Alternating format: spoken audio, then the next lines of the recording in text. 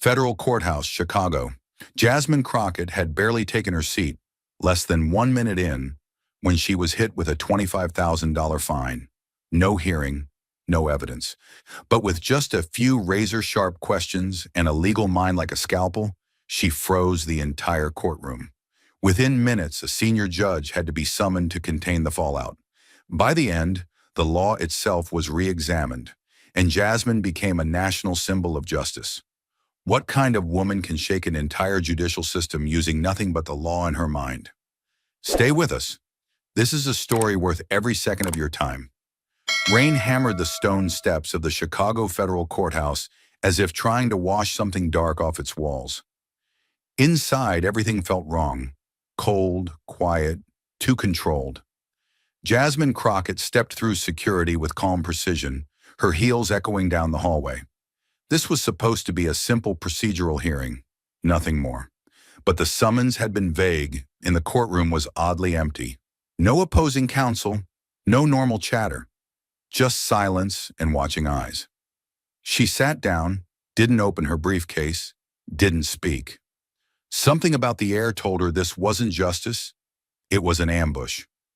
At exactly 9 a.m., the doors opened. Judge Malcolm Travers entered like a man arriving to deliver a sentence, not hear a case. His silver hair was razor neat, his eyes unreadable, and his mouth set in a line that had silenced hundreds. No eye contact, no nod, no words. He didn't acknowledge Jasmine's presence. He didn't need to. He sat without ceremony, adjusted his robe, and looked straight ahead. No review of the file, no opening remarks, no standard formalities. Just an oppressive silence, heavy with intent. In that moment, Jasmine knew. Justice wasn't the purpose of this room. Control was. Judge Travers didn't look up. He didn't ask for opening statements or even confirm Jasmine Crockett's presence. He opened his mouth and fired the first shot like it was routine. This court finds the defendant, Jasmine Crockett, in flagrant violation of State Code 22F, he announced, his voice as cold and clipped as a gunshot, echoing in a metal chamber. Accordingly, a civil penalty of $25,000 is imposed. Effective immediately, this matter is concluded. He didn't flinch. He didn't blink. He didn't care. The courtroom fell into stunned silence. It wasn't the silence of respect. It was the silence of a room that had just been sucker punched. A few people in the back shifted uncomfortably. Someone whispered, "Wait, what?" But no one answered. No evidence had been introduced, no arguments heard, no process followed. Jasmine hadn't even opened her mouth. Yet here she was, fined more than most Americans make in 6 months, without a single second to respond. And the worst part? Travers acted like it was just another line item on his calendar, just another defendant to flatten. Jasmine didn't move. Her back stayed perfectly straight, eyes locked on the judge like a hunter tracking a predator. She didn't shout, didn't protest, but every cell in her body screamed that something was wrong, very wrong. She had spent her life inside courtrooms, knew their rhythms, their protocols, their unwritten codes of respect, even when the system was flawed. But this wasn't flawed. This was rigged. Judge Travers leaned forward, resting his elbows on the bench, his eyes hollow with quiet contempt. "Ms. Crockett," he said, "I suggest you pay promptly. Any delay will result in additional penalties and possible enforcement action." His tone was brutal, bureaucratic, like he was discussing a parking ticket, not dropping a financial hammer without due process. "If you have objections, file them elsewhere. This courtroom is not your stage." It was meant to humiliate her, publicly, thoroughly, not just as an attorney, but as a woman, a black woman, who dared to walk into his courtroom with authority and confidence. There was no mistaking it. This wasn't about a statute. This wasn't about law. This was about dominance. Travers wanted her small, silent, and out of the way. And the message was clear. You don't belong here. And if you do, you will kneel. But Jasmine Crockett had faced bigger bullies than this man in a robe. She had taken on corporations, political machines, and backroom legal deals that would make most attorneys run. She had buried cases with truth and rebuilt broken clients with nothing but fire in her voice and facts in her hands. Jasmine stood slowly, deliberately, like a soldier rising under fire. No sudden movements, no tremble in her voice, just calm steel. "Your Honor," she said, voice even, clear, and sharp enough to slice through the tension thickening the room. "I haven't been allowed to present a single argument. This isn't a ruling, it's a pre-written sentence." Her words didn't echo because of volume. They echoed because everyone had stopped breathing. A clerk shifted. Someone in the gallery dropped a pen. Jasmine didn't raise her voice, but somehow she had just flipped the energy of the entire courtroom. She wasn't asking for permission. She was naming the injustice and making sure everyone heard it. Judge Travers didn't blink. He didn't lean back. He didn't show even the courtesy of pretending to consider her words. Instead, he delivered his response like a slap. "Argument is unnecessary," he snapped. "The violation is clear. The law is clear." His tone was mechanical, almost rehearsed. But there was venom beneath the surface. Cold, deliberate contempt. His gaze fixed on Jasmine, not like a judge weighing facts, but like a man annoyed that she hadn't accepted her punishment in silence. The message was unmistakable. "You speak only when I allow it. And right now I don't." It wasn't just dismissal, it was erasure, and it landed with all the brutality of a gavel wielded like a weapon. Jasmine didn't need more words to see the truth. It was already written across the judge's face, in his tone, in the calculated finality of his actions. This wasn't about a minor code violation. This wasn't about law at all. It was about dominance. It was about reminding her who controlled the room, who had the microphone, the bench, the authority. Travers hadn't just handed down a fine, he had thrown down a gauntlet, and he had chosen her, not by accident, but by design. She wasn't a defendant to him, she was an example, a target, a warning to anyone else who dared to walk in with intellect, backbone, and no fear in her voice. Jasmine understood it with absolute clarity. This was war in a courtroom's clothing. She inhaled once, controlled, calm, then spoke again, this time with full precision. "Your Honor, I respectfully request the opportunity to present my defense." The room tensed. Travers didn't answer right away. He looked at her, jaw set, eyes hard. And for a moment the silence stretched so tight it felt like something might snap. Then finally a clipped response. "You may proceed, though it won't change the outcome." His voice carried the weight of disdain, like her words were already irrelevant before they were spoken. He hadn't granted permission out of fairness. He had done it to watch her fail, or so he thought. Jasmine gave a slight nod, not of submission, but of strategy. If he was going to give her the floor, even begrudgingly, she was about to turn that floor into fire. Jasmine didn't raise her voice. She didn't need to. The power was in her precision. She reached into her folder and pulled out a crisp document, holding it with the confidence of someone who didn't just know the law, she had lived inside it. Her voice was calm, but each word landed like a legal grenade. "Your Honor, I'd like to refer this court to Sullivan v. State of Illinois, Appellate Division, 2018. She walked slowly, deliberately toward the bench, holding the paper up like it was a mirror, daring the judge to look into it. In that case, a $500 administrative fine was overturned because the issuing authority failed to provide objective evidence. No photos, no written reports, no witness testimony. The court ruled that due process had been violated. That ruling was clear then, and it's even more relevant now." She paused, locking eyes with Travers. "What we're dealing with today isn't a $500 fine. It's $25,000, issued without a shred of admissible evidence. Nothing. Not one photo, not one report. Just an accusation, followed by an instant judgment." She let the silence stretch, just long enough for the weight of the number, $25,000, to hang in the air like smoke from a fire no one wanted to put out. "And yet, I'm standing here being told the law is clear. That argument is unnecessary." Her tone didn't waver, but it sharpened, cutting through the courtroom's stillness. "But Sullivan says otherwise. Sullivan says the moment a court allows punishment without proof, it ceases to be a court and becomes a weapon." She moved no closer, but her presence filled the room. "The appellate court held, and I quote, No financial penalty may be imposed absent a factual basis that can be independently verified by the accused. That's not just legal theory, that's binding precedent in this jurisdiction. She turned slightly, addressing the gallery without taking her eyes off the judge.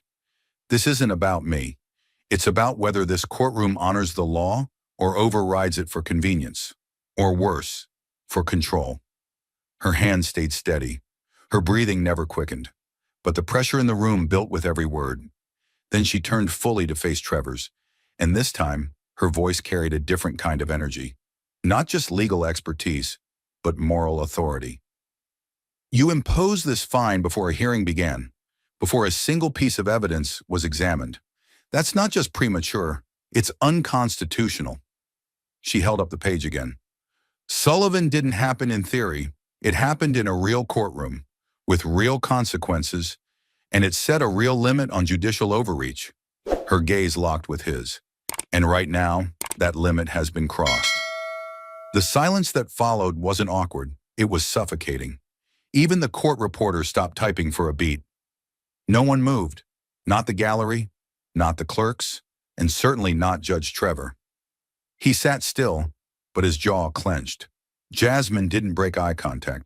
She wasn't here to plead. She wasn't here to argue her worth. She was here to remind the court of the very rules it had sworn to uphold. And at that moment, it was clear to everyone in the room. The balance of power had just shifted. She let the courtroom breathe just for a moment, after dismantling the $25,000 fine. But only for a moment. Then she turned, placed a fresh document gently on the edge of the bench, and locked eyes with Judge Trevor's. Her tone didn't rise, but the shift was unmistakable. She wasn't just defending herself now. She was prosecuting the system. Let's talk about the statute you're leaning on, Your Honor. State Code 22F, she began, voice level, every word measured and deadly. It's 2 paragraphs long. 2. In those 86 words, there isn't a single clear threshold, not one defined term, and 0 measurable standards. She stepped away from the bench, pacing slowly but deliberately, speaking like she was teaching a class she'd taught 100 times. It uses phrases like excessive noncompliance, public obstruction, and failure to observe municipal directives. But nowhere does it define what those phrases mean. Is it an inch off a sidewalk line? A missing permit tag? Too many people standing outside a building? The statute doesn't say. And that's the problem. She turned back to the bench, her voice tightening. Because when a law is vague, it becomes a tool, not of justice, but of control. It allows enforcers to interpret it however they want, against whomever they want, whenever they want. She held up a stack of papers, each marked with case names. This isn't conjecture. This isn't hypothetical. This statute has already been reviewed and rejected by 3 separate courts in this state. I've printed the rulings for your convenience. She walked up to the lectern, flipped to the first document. In Carson versus State of Illinois, 2017, the judge dismissed the case on the grounds that, quote, Code 22F fails to provide fair notice and encourages arbitrary enforcement by state officials. The court found that the defendant had no way of knowing what action specifically triggered the citation. The officer cited public obstruction because the individual was standing on a sidewalk talking to a friend. She let that sink in before continuing. Bryant v. City of Oak Hill, 2019, same ruling. This time the code was used to fine a shop owner for allegedly improper signage. No standards, no photo evidence. Fine overturned, and the city issued a public apology. And then, Santos versus Chicago Municipal, 2021, a parking lot dispute where 22F was used to justify towing and fining a disabled veteran. Case dismissed. Judge's ruling called the statute a textbook example of legislative overreach. Her eyes returned to Trevor's, steady and sharp. This statute doesn't hold. It doesn't survive scrutiny. It doesn't meet constitutional standards for enforceability. And yet, you invoked it. Without evidence, without discussion, without process. She stepped forward again. Why? Why would a federal judge rely on a local municipal code that's already been thrown out by 3 courts? She didn't need to answer. The implication hung in the air like a loaded gun left on a table. Either you didn't know, which is troubling, or you knew and didn't care, which is worse. Her tone turned razor thin. Because that would mean this fine, this proceeding was never about the law. It was about power. About reminding me that no matter how strong my case is, no matter how clean my record, I could still be pulled into this courtroom and forced to explain myself for nothing. The courtroom was silent, not frozen, held, like everyone was waiting to see if the judge would even move. Jasmine's voice softened slightly, but the tension didn't ease. Code 22F isn't a law, it's a loophole, a legal landmine waiting to be stepped on by the wrong person. Today, that person was me. Her eyes narrowed. But it won't be again, because now it's on the record. Now it's public, and now it's yours to justify. She let her final words on Code 22F echo into silence, then turned, not to the judge this time, but to the room itself. She turned away from the bench, not out of defiance, but by design. She needed the room to see themselves in her place. Every clerk, every observer, every man who had ever been fined for something he didn't understand, every worker who had been written up without cause. She looked at them, hard, and spoke with deliberate calm. If I can stand here today, she began, voice firm but controlled, and be fined $25,000 without a single piece of evidence, then what makes any of you think you're safe tomorrow? Her words didn't shout, but they shook. If a judge can punish me, an attorney, without due process, what do you think happens to the man who doesn't know the law? The man who can't afford one? The man who's just trying to survive a system built to wear him down? A low murmur rippled through the gallery. Older men straightened in their seats. The bailiff shifted his stance. Even the court reporter hesitated, hands hovering above her keys. Jasmine didn't break eye contact. This is bigger than me. This is a mirror. And if you're watching, you're in it. She let the silence stretch, just long enough to make the tension crackle. Today it's 25,000. No photos, no signed reports, no evidence. Just a signature on a form and a rubber-stamped guilty. That's all it took. Her voice lowered now. Not weaker, just tighter, sharper. That means a parking mistake becomes a misdemeanor. A paperwork error becomes a crime. A conversation on the wrong corner becomes a public disruption. She held up the sheet of paper with the fine amount, letting it flutter slightly as she spoke. They call this law. I call it a loaded gun with no safety, and today it was aimed at me. Jasmine turned, her voice swelling now with quiet fire. But make no mistake, what's being tested here isn't just a legal statute. It's the foundation of due process itself. And if that crumbles here, in front of your eyes, then tomorrow, your silence becomes your signature. That landed heavy, the kind of line that didn't need explanation. A man in the gallery let out a breath he'd been holding. Another leaned forward, elbows on knees, eyes locked on Jasmine. She saw it. She felt it. They weren't just listening, they were remembering. Remembering the parking ticket that never made sense, the building inspector who never left a form, the citation with no appeal, the hearing they couldn't attend because no one told them it had already passed. And then came the line that would live longer than the case itself. If the system can find me without proof today, she said, slow and deliberate, then it can find any man in this room tomorrow, just because someone in power said so. The room didn't move. The air itself seemed to freeze, held hostage by the truth of it. That sentence wasn't rhetoric. It wasn't theory. It was a warning etched in reality, and every single person there knew it. Judge Travers leaned back in his chair, but it wasn't relaxation. It was recoil. The corners of his mouth pulled tight, his knuckles pale around the gavel. Jasmine's words had landed harder than any attorney's objection ever had. Not because they were loud, but because they were surgically precise. She had drawn a bright red line between law and power, and she made it clear he had already crossed it. For a moment, he stared at her, as if deciding whether to bark back or simply bury her under silence. But instead, he reached forward, pressed the mic button, and muttered, "This court will recess for 15 minutes. His voice had lost its steel. He stood abruptly, his robe swirling behind him like smoke, and disappeared through the chamber doors. The room didn't breathe until the doors clicked shut. But nobody moved, because they all felt it. He wasn't taking a break. He was making a call. Jasmine knew it instantly. This wasn't a tactical pause. It was a power vacuum. She'd forced it. She didn't smile. She didn't even shift. But inside, she felt it. A crack in the granite. Not a win, but an opening. 22 minutes passed before Trevor's returned. But this time, he wasn't the center of the room. Behind him strode a taller, older man, Judge Silas Whitaker. The shift in energy was immediate and visceral. Whitaker's presence was like cold air after a storm, heavy, serious, uncompromising. He walked with the authority of a man who didn't need to introduce himself. Everyone in the gallery straightened. Even the stenographer adjusted her posture. This was a name that had ended careers, a judge whose dissents had become Supreme Court discussions. Whitaker wasn't a legal mind. He was a legal wall.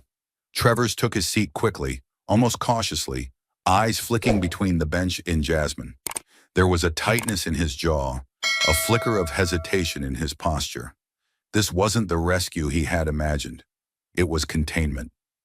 Whitaker remained standing for a moment longer, reading from a slim folder in his hand.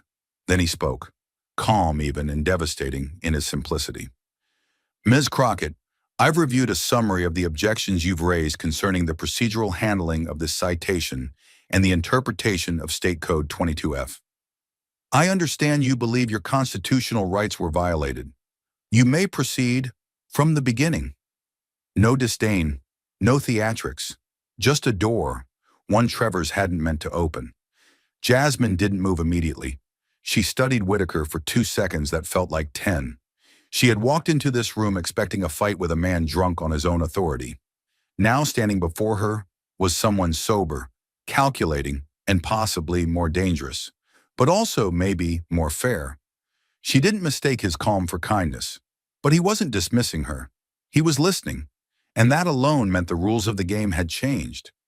From the corner of her eye, she caught Trevor's reaction. Tight lips, fingers tapping anxiously against the edge of his file. He had called in a hammer and got a scale instead, and now he'd have to sit through every word of what he tried to silence. Jasmine adjusted the microphone, voice low but razor clear. Thank you, Your Honor.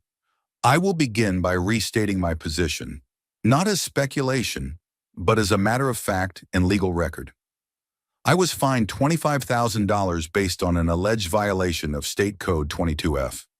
No documentation was presented, no photos, no reports, no sworn witness testimony. The fine was issued prior to any argument being heard. That is not only a denial of due process, it is the definition of prejudgment. She looked at Travers now, not to provoke, but to confirm that the words were being spoken in the room he tried to control. She turned back to Whitaker. The statute in question is vague, untested in this context, and has been struck down in 3 separate rulings over the past 5 years, all within this jurisdiction. Yet it was used to bypass judicial procedure, silence defense, and impose financial punishment without legal footing. That is not interpretation. That is abuse. Whitaker didn't interrupt. His eyes were on her, steady, his hands folded, his silence weighted not with skepticism, but with scrutiny. The gallery sat frozen, watching a battle they didn't know they'd walked into become something far larger. Not just about a fine, not even about Jasmine. It was about whether a courtroom could still be a place of law when power decided it didn't have to be. Jasmine had just laid out the legal groundwork like a minefield. Statutes, rulings, constitutional violations. But now it was time to expose how this ruling had been built on sand. She turned toward the witness stand, where a man in a stiff, Navy City-issued jacket had taken his seat during the recess. He sat tall, maybe too tall, trying to project confidence. But his eyes gave him away. Inspector Raymond Keyes, the man who wrote the original citation, the man whose unverified word had cost her $25,000. She approached slowly, not to intimidate, but to strip every layer of assumed authority from the ground he sat on. Inspector Keyes, she said, voice flat but alert, you issued the citation under State Code 22F. Is that correct? He nodded once, arms crossed. Yes, ma'am. And you made that decision after inspecting the property in question? Yes. Jasmine paused. Do you have photographs from that inspection? Keys shifted slightly. No, ma'am, I didn't take any. Did you submit a written report? No, but I entered the citation into the system. Her tone sharpened. That's not a report, that's a conclusion. I'm asking if you documented what you saw. He hesitated now. No, I didn't feel it was necessary. Jasmine turned slightly toward the bench, addressing both judges. Let the record show. No photographs, no written observations, no timeline, no witness statements, no environmental readings, nothing but the officer's personal impression. Then turning back to Keys, did you speak with anyone at the site? No. Did you return for a follow-up? No. So this $25,000 penalty was issued based solely on what you saw with your own eyes in one visit? He nodded again, slower now. That's right. I've been doing this for 22 years. I know what a violation looks like. Jasmine stepped closer, her voice like steel wrapped in velvet. Experience matters, Inspector, but so does evidence. And in a courtroom, what matters most is what can be proven. Tell me, do your eyes record data? Do they produce images? Do they generate measurements the defense can review? Keys didn't respond. He looked down. The gallery was dead silent. The courtroom wasn't silent anymore. It was suspended, held midair, like a breath no one dared exhale. Jasmine had pinned Inspector Keys in his own words, forced him to admit that his entire citation rested not on data, not on documentation, but on his eyes. And now, with that concession echoing in the stillness, she turned toward the bench like a surgeon walking back to the table for the final incision. Your Honors, she began, voice slow, deliberate, as if every word carried legal weight, and it did. There's a precedent I've been saving for this exact moment. Because what we've seen today isn't unique, it's not isolated, and unfortunately, it's not new. She held up a court document, her fingers firm, her tone now carrying the force of a closing argument.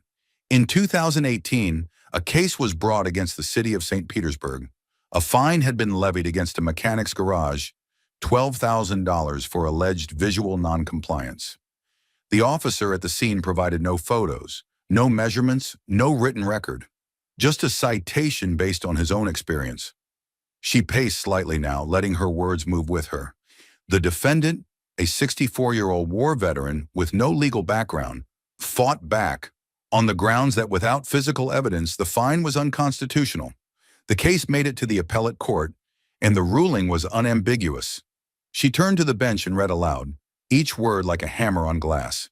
An administrative penalty cannot be imposed solely on subjective interpretation. Enforcement requires evidentiary substantiation, measurable, verifiable, and reviewable by the accused. She lowered the document. That ruling was not symbolic. It was procedural law, and it invalidated the entire enforcement policy the city had been using for years. The court didn't just reverse the fine, they vacated the enforcement system behind it. Because a government that punishes without proof doesn't govern. It dictates. She turned now, facing Inspector Keys squarely, giving him nowhere to hide. You claimed experience, and I respect that. But let me ask you again, and please, answer for the record. Did you take any photographs of the alleged violation? No, ma'am. Did you write down any notes on site? No. Did you use a checklist, a guideline, a measurable standard to determine that this was a code violation? Keys glanced down. No. Then what was your enforcement based on? He cleared his throat. My judgment. She paused. Let it hang like thunder before the strike. Subjective judgment? Yes. No metric, no measurement. Just your word? Yes. Jasmine turned back to the bench, her voice cold and formal now. That is precisely what Henderson versus St. Petersburg addressed. And it is precisely why this fine is not just flawed, it is void. Because when the state acts without evidence, it isn't enforcing the law. It's guessing. And no citizen should ever be punished on the basis of someone else's guess. Her eyes scanned the gallery, then the two judges. We are not in a courtroom to discuss feelings. We are here to examine facts. And if none exist, then the only thing this court is validating is the erosion of proof as a standard. She stepped away from the lectern now, slow and controlled, like a fighter backing up after a clean strike. There is no foundation to this citation, no chain of evidence, no physical corroboration. There is no procedure, no compliance with due process, and therefore no legal justification for this fine to exist. The words didn't fall flat. They detonated in the minds of everyone present. Even Judge Travers shifted visibly in his chair, lips tight, tapping a pen that no longer seemed to help him feel in control. The city prosecutor, who until now had remained mostly quiet, leaned forward, but said nothing. What could he say? The record was clear, and now so was the collapse. The courtroom was already cracked. Jasmine had exposed the absence of evidence, dismantled the inspector's credibility, and invoked binding precedent with surgical precision. But she wasn't interested in technical victories. Not now. What was at stake wasn't just her own case. It was the message this court would send if it allowed the ruling to stand. So she turned once more to the bench, her voice composed but sharp enough to draw blood. "Your Honor," she said, her tone steady as stone, "before this hearing ends, I need to ask a question for the record, because what happens in this courtroom doesn't stay in this courtroom. It echoes." She let her eyes lock onto Judge Travers. He flinched, barely, but enough. The power dynamic had inverted. "Are you officially declaring that this court has the authority to fine a citizen $25,000 based solely on an inspector's verbal claim, unsupported, undocumented, and unverified?" A few heads turned in the gallery. The court reporter's fingers hovered above her keys, uncertain whether to type yet. Jasmine pressed on. "To be clear, are we saying that no physical evidence is now required to seize that kind of money from an American citizen? Just a word? Just a glance?" She paused. "Because if that's what this ruling represents, we are not in a court of law. We are standing in the shadow of power, unchecked by process." Trevor said nothing. His fingers twitched once, then again. The color in his face drained. It was the kind of silence that doesn't protect, it damns. Because if he said yes, he would validate lawless authority. If he said no, he would contradict his own actions. Either way, he would fall. On the record. But just before the pressure could crush what little control Travers had left, Judge Silas Whitaker leaned forward. He didn't raise his voice. He didn't need to. His tone alone could have stopped a train. "That question does not require an answer. This court will respond with action." He glanced down at the file, then back up, first to Jasmine, then to Travers. "Based on the totality of evidence, or lack thereof, the fine in question fails to meet the evidentiary threshold required by both statutory and constitutional standards." He turned fully toward the room now, his presence filling the silence like a rising tide. No photos, no documents, no third-party verification, no opportunity for rebuttal. What occurred here today may have been issued under the name of law, but it was not lawfully executed. Trevors's jaw clenched. He stared ahead, motionless, hollow. Whitaker's words grew heavier, not louder. "This court vacates the citation. The administrative fine of $25,000 is hereby nullified, effective immediately." He picked up the gavel with deliberate finality. Every person in the room tensed, as if the next second would burn into their memory. And then, bang! The gavel struck like thunder, one clean, echoing blow. It didn't just end a hearing, it shook the foundation of everything that had led up to it. A man in the gallery gasped softly. The court reporter blinked and resumed typing. Jasmine didn't move. She didn't smile. But in that moment, she became something more than just the defense. She became the answer to every person who had ever sat in that courtroom and wondered if truth could still survive the system. Travers lowered his eyes, his silence no longer strategic. It was surrender. The gavel's final echo had long faded, but its impact lingered like smoke in a closed room. No one stood. No one spoke. The ruling had landed with the force of a tidal shift, violent in its silence. Jasmine didn't react. No victorious nod, no celebratory glance. Just a subtle stillness in her body, Like a soldier who had survived a battlefield others didn't even know they were on. Her folder was already closed. Her arguments were finished. And so was the illusion of authority that had once tried to bury her under silence. Around her, the courtroom struggled to process what had just happened. A man in the back row sat slack-jawed. The stenographer glanced at the transcript with a look of disbelief. Even the prosecutor's pen lay forgotten, rolling slowly across the table, untouched. Judge Travers hadn't moved. His posture was stiff, as if trying to freeze time and undo what couldn't be undone. The power he once carried in his voice, his bench, his gavel, it had all been stripped by a woman who had never raised her tone, only her truth. Jasmine gathered her things slowly, deliberately, as if to show that there was no rush in dignity. Every movement was precise. No theatrics, no flair. Just calm authority grounded in hard-earned truth. She turned, her heels striking the floor with clean, even steps, each one a reminder that the room no longer belonged to those who abused power, but to those who dared to confront it. And just as she reached the threshold of the chamber, she heard it. "I underestimated you." The words weren't loud. They weren't confident. They barely escaped Judge Trevor's mouth, as if choked by the weight of his own unraveling. He hadn't risen. He didn't meet her eyes. But the statement broke the silence like a confession whispered too late to matter. In it, there was no apology, only an acknowledgement. One last grasp at relevance from a man who had just been unseated, not by scandal, but by truth.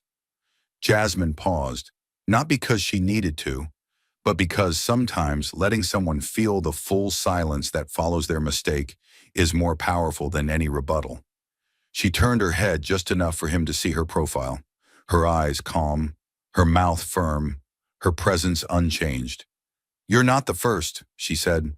No venom, no triumph, just the facts. And then she walked away. She didn't look back. She didn't need to.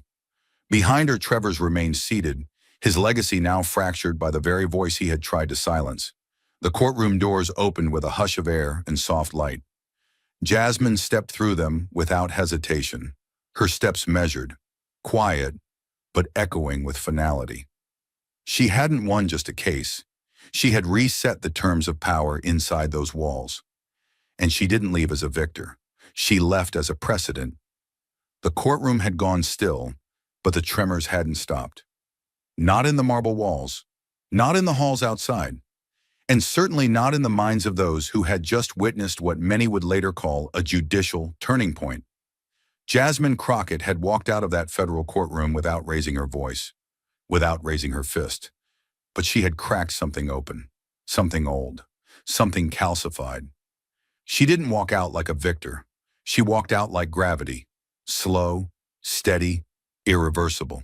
And as the doors closed behind her, the ruling she left behind began to do its real work. Because what happened in courtroom 3B wasn't just about one woman or one fine. It was about power. And what happens when someone finally has the knowledge, the courage, and the will to tell that power? Not today. The case was supposed to disappear. It was designed to. The obscure code, the sudden summons, the lack of press. It was meant to be routine. Another rubber stamp on a faceless file, but Jasmine turned it into something else entirely. A reckoning. Within 48 hours, law blogs lit up. Crockett vs. City of Chicago began trending in legal circles. The words "vacated on constitutional grounds" hit forums like a lightning bolt. Municipal attorneys began combing through pending code violation cases. Civil rights organizations issued press releases. A quiet panic swept through local enforcement agencies. How many of our fines couldn't hold up in court? Somewhere in Texas, a single mother facing eviction over a zoning fine found her lawyer reading Jasmine's transcript. In Ohio, a retired veteran who'd been fined $8,000 for a fence built 6 inches too high suddenly had precedent. In Detroit, a disabled small business owner whose restaurant had been shuttered over an unverified health code violation filed an appeal with one sentence. See, Crockett v. the City of Chicago. That's how legal systems change. Not always through legislation. Not always through headlines. Sometimes it starts with one woman standing still in a courtroom and saying, with a voice that doesn't shake. You can't fine people $25,000 without proof. And someone powerful, finally having no answer. The ruling itself was surgical. Judge Whitaker's language wasn't emotional, it was precise. But behind every line was a message. If you want to punish people, you have to prove they deserve it. If you want to enforce the law, you must follow it first. It wasn't a condemnation, it was a reset. The moment his gavel hit the bench, a ripple began. Not just among lawyers and judges, but among citizens. People who had spent years being told they couldn't fight City Hall. People who had been fined, sanctioned, silenced. Not because they were guilty, but because they didn't have the tools to fight back. But now they had Jasmine. And more importantly, they had her case. In the weeks that followed, journalists dug deeper. They found that Judge Travers had overseen more than 700 administrative cases in the past 4 years, many of which shared troubling patterns. No documentation, no photographic evidence, no hearings, just one-sided citations rubber-stamped into punishments. He had once fined a Korean War veteran $5,000 for a garage violation that was never photographed. He had imposed $9,000 in late fees on a grandmother who didn't receive her first notice until 2 weeks after the deadline. None of it had been challenged until Jasmine. Her name began appearing in op-eds, legal panels, and policy drafts, not as a firebrand, not as a revolutionary, but as a line in the sand, a reminder that due process isn't a luxury, it's the foundation. And without it, the system is nothing more than a machine in a robe. There were cities that quietly pulled back enforcement policies, councils that began reviewing procedural standards. In Washington, D.C., a senator referenced her case during a committee hearing on civil enforcement reform. The phrase evidentiary threshold entered the mainstream legal lexicon. In one particularly heated state panel, a conservative representative tried to dismiss the Crockett ruling as limited in scope. A constitutional law professor shot back, "It may have started small, but so did Miranda. So did Gideon. So did Brown." That was the power Jasmine had touched, and she never once claimed it. She never tweeted about the victory. She never stood on a podium. There was no media blitz. She returned to her office, reviewed her next case, and scheduled her next community clinic. But something had shifted, not just in the system, in the people watching it, because every person who had ever been ignored, dismissed, or buried under red tape now had a name to whisper when they walked into court. Crockett. And with it, a question no judge ever wanted to hear again. Where is your evidence? The fine had been $25,000, but the cost of defending against it had always been far greater. Dignity, faith, trust. And for once, the court had returned all of those, not because it was generous, but because one woman wouldn't let it escape its own rules. And as the precedent settled into the bloodstream of the judicial system, Jasmine's quiet strength became something larger than a ruling. It became a standard, a reminder to every inspector, every prosecutor, every judge.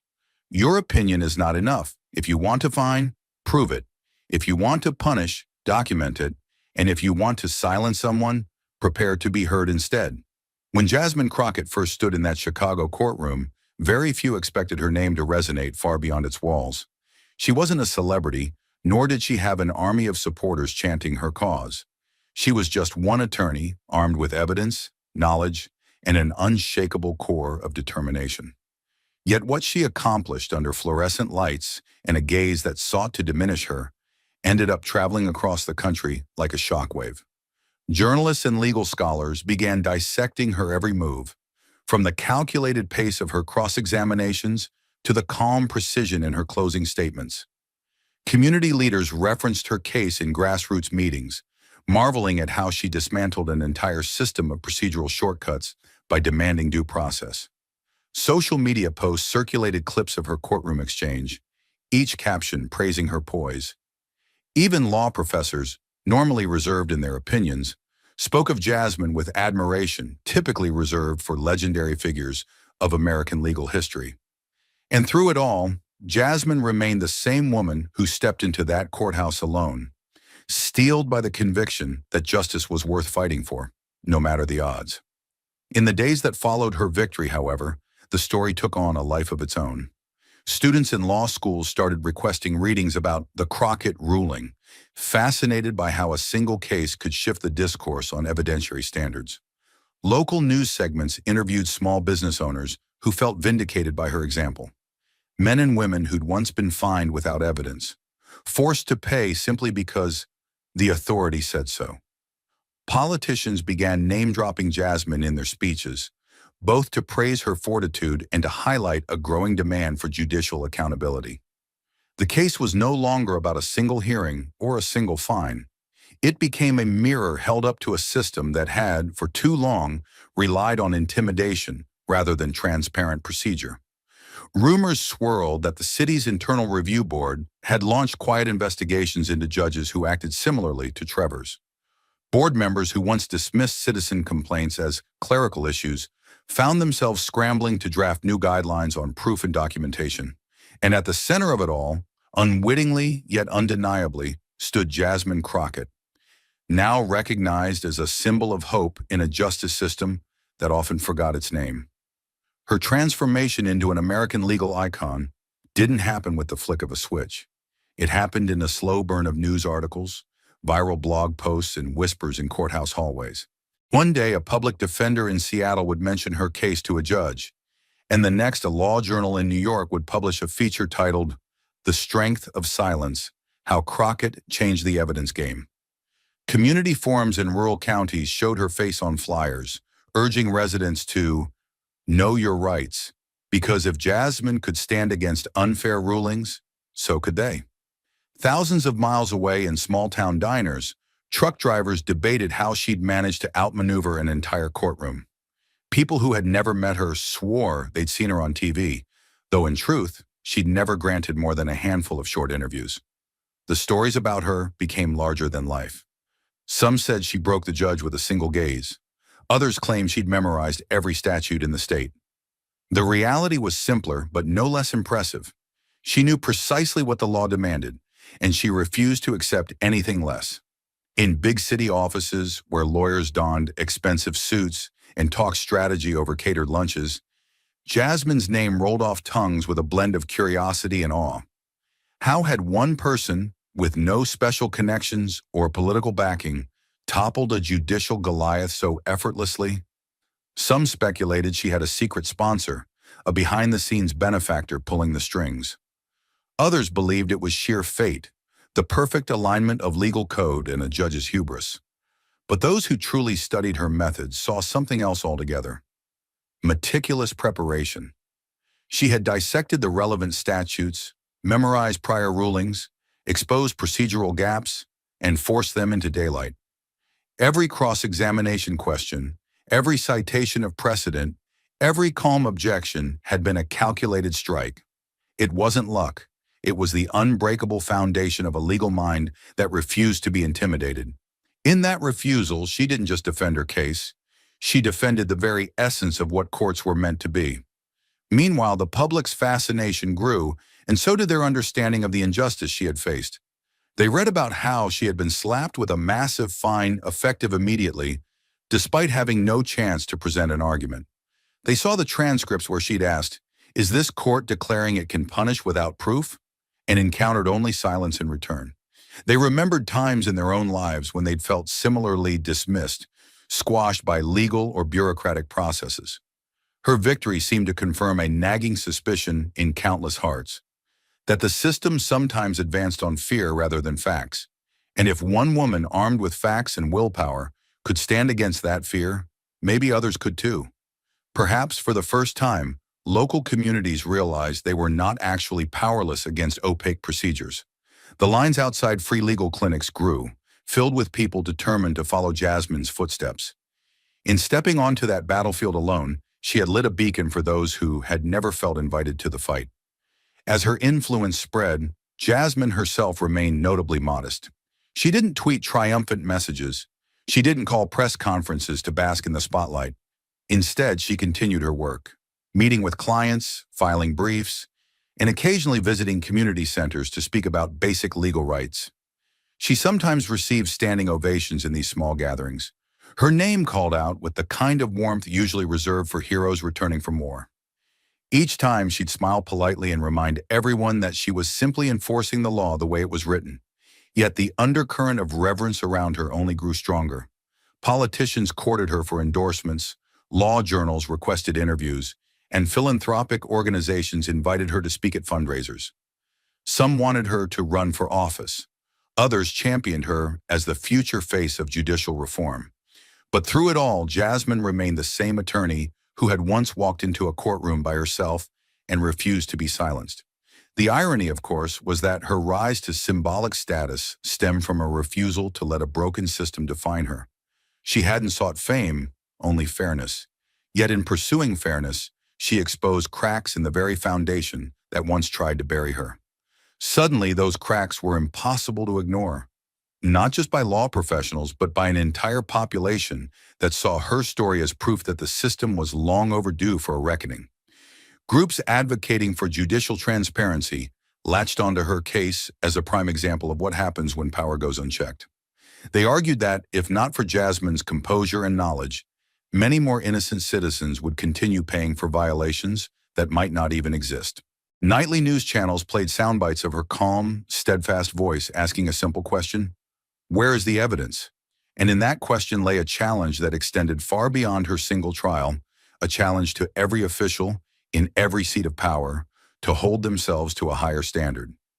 Meanwhile, the judge she had faced, Malcolm Travers, found himself under scrutiny like never before. His prior rulings were reviewed, his patterns dissected, and his colleagues asked uncomfortable questions. The man who once wielded the gavel with unassailable confidence was now a cautionary tale, an emblem of what happens when authority isn't balanced by accountability. Documentaries sprouted, featuring interviews with past defendants who'd been on the losing side of Trevor's rulings. Some claimed they never knew they could challenge him. Others admitted they assumed the law was always on his side. But Jasmine's case flipped that assumption on its head. And so Travers went from presiding with unchecked dominance to standing at the center of an investigation that sought to learn how many other times he had ruled first, asked questions later. For a man who once considered himself invulnerable, it was a swift and harrowing fall from grace. Across social media, the hashtags #AskForProof and #Crockett Standard began trending, turning what started as local legal drama into a nationwide conversation about civil liberties. People posted their own stories of fighting unfair fines or challenging contradictory regulations. They tagged Jasmine in heartfelt messages, though few got a direct response. She was busy doing what she always did, defending those who needed it most, often pro bono if they had nowhere else to turn. In certain corners of the internet, she became almost mythic, some calling her the silent lioness of the legal world. But her power lay not in the exaggerations, rather in the understated reality. She hadn't just confronted a broken system, she'd stared it down and made it blink first. No placards or marches were needed, just the unwavering demand for justice and the readiness to back it up with evidence. And that was more powerful than any slogan or rally cry could ever be. By the time the dust settled, Jasmine Crockett was no longer just an attorney. She was a symbol of American law's potential at its very best. Scholars cited her name alongside revered historical figures who championed fairness over force, principle over pressure. Citizens, long ignored by bureaucracies, now had a renewed sense of courage, believing that if Jasmine could do it, maybe they weren't so helpless after all. Courtrooms far beyond Chicago began to feel that shift. Judges were more cautious, inspectors more diligent, and defendants more confident in their right to question power. It was as though a quiet revolution had bloomed from a single courtroom standoff, proving that a lone voice, armed with facts and unwavering resolve, could resonate across an entire nation. Reporters still asked for exclusives. Networks clamored to host her in primetime interviews. But Jasmine never sought the spotlight for its own sake. She cared only that the people who once felt voiceless could be heard. And in that caring, in that unshakable insistence on justice, she became exactly what America needed in that moment, a living symbol of law wielded with conscience. The courtroom had gone quiet, but the impact hadn't. Jasmine Crockett didn't just win a case, She shattered a silence that had gone on for far too long. And somewhere out there, a man hunched over a kitchen table, holding a citation he didn't understand, suddenly looked at it differently. Somewhere else, a mother who had once been fined for something that wasn't her fault picked up the phone and called her attorney back. The ripple didn't start with noise. It started with Jasmine's quiet defiance. Because this wasn't just about a legal technicality. It was about something more human, something deeper. It was about those who had spoken and been ignored, those who had asked questions and been dismissed, those who were told, "That's just the way it works," and believed it. But Jasmine showed them it doesn't have to. She walked into a courtroom where power expected compliance. Instead, they got resistance. Disciplined, lawful, unshakable resistance. She didn't scream. She didn't fold. She stood, with a briefcase full of statutes and a spine full of steel. And she sent a message more powerful than any shouted protest. "I know the rules. I came prepared. And I won't be moved." She turned knowledge into her weapon, and it sliced through decades of passive injustice. She used calm as her armor, and no insult pierced it, and her unwavering resolve, the kind that doesn't blink, doesn't flinch, became her blade. The final strike wasn't the gavel.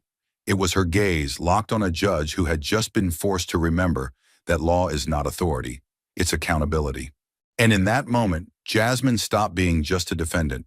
She became a reference point, a name that would be brought up in hushed courtrooms, a case that would be cited in city hall meetings, a moment that would be whispered about by those who once felt invisible.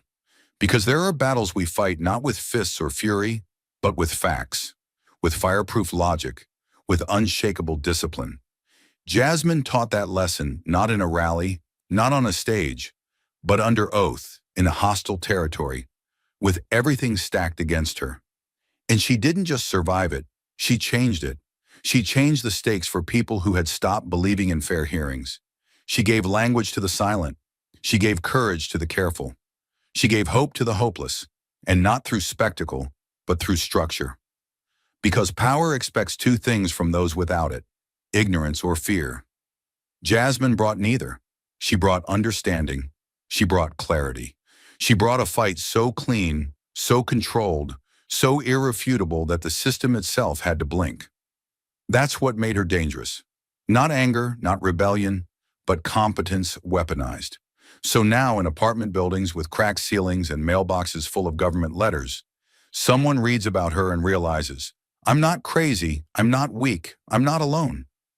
Because Jasmine proved it.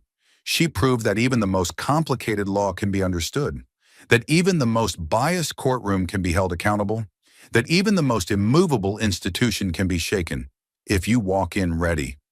She didn't come from legacy. She wasn't born into influence. She didn't flash badges or call in favors. She walked into a trap and dismantled it from the inside. With the law in her hand, the truth in her voice, and no backup but her own preparation. And somewhere tonight, a girl in high school will watch that footage and decide to read her first statute. Somewhere else, a man who's been silent for 20 years will walk into a hearing and say, I want to see the evidence. Because now they know better. Because Jasmine made them believe they could. And when a system makes the mistake of picking the wrong person to bully, and that person turns out to be prepared, principled, and absolutely unafraid, the entire power structure trembles. She wasn't loud. She wasn't arrogant. She was focused. She was lethal. She was inevitable. And that's why the world noticed. But beneath all the tension, all the case law, and every strategic strike Jasmine delivered in that courtroom, something deeper remained. Something no transcript could capture. A message not written in legal precedent, but in human experience. Because this story wasn't just about injustice. It was about what we do when we face it alone. It was about the feeling of being cornered by systems too large to understand, too impersonal to care, and choosing not to shrink, but to rise. Jasmine Crockett didn't fight because she had to. She fought because no one else would. And because somewhere deep down, she knew that when one person pushes back, others begin to believe they can too. Jasmine's story reminds us that sometimes the battle isn't just about a fine, a verdict, or a statute. It's about being seen, being heard, about reminding those in power that silence is an agreement and patience is not weakness, that a person's dignity does not disappear just because a courtroom says nothing in their defense. Her presence in that room wasn't just legal, it was symbolic. It was a challenge to every shrugging bureaucrat and rubber-stamping official who'd grown too comfortable thinking no one would ever look them in the eye and demand justification. She didn't bring chaos. She brought order, the kind they had conveniently forgotten. There is a lesson here for every person who has ever been pushed aside by systems too big to fight. A reminder that what makes us powerful isn't volume, but clarity. Not outrage, but discipline. Not privilege, but purpose. Jasmine didn't walk into that courtroom with a guarantee. She walked in with a choice, to either accept the injustice or confront it. And in choosing confrontation, she lit a torch that others can now follow. Not a war cry, but a whisper of resolve that traveled further and cut deeper. The most powerful moments in human history don't always come from revolutions. They come from resistance. Silent, strategic, unyielding resistance. Jasmine's fight wasn't glamorous, it wasn't televised, but it was real. It was raw. It was a woman standing up when every signal around her told her to sit down. And that's the moment when the world begins to change. Not when the gavel falls, but when someone dares to challenge it. That courtroom, once a place where power operated unchecked, became something else entirely when she stood still and said, "No." And so, what are we left with? A precedent, yes. A legal correction, sure. But more than that, a moral one.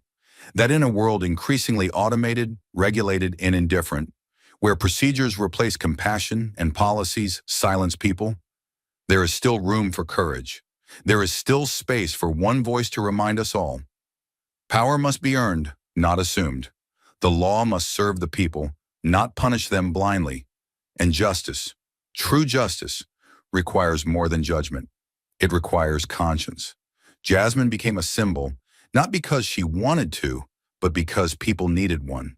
Needed someone to remind them that you don't have to be wealthy, connected, or allowed to make a difference. You just have to stand your ground and know what you're standing for. For every person who paid a fine out of fear. For every voice cut short by a system designed to move fast and look away. Jasmine gave them a name, a face, and a case file that said, they can't ignore you forever. And the beautiful, haunting truth? Jasmine never raised her voice. She never made it personal. She never made it about vengeance. She made it about principle. And principle doesn't need spectacle. It needs presence. It needs consistency.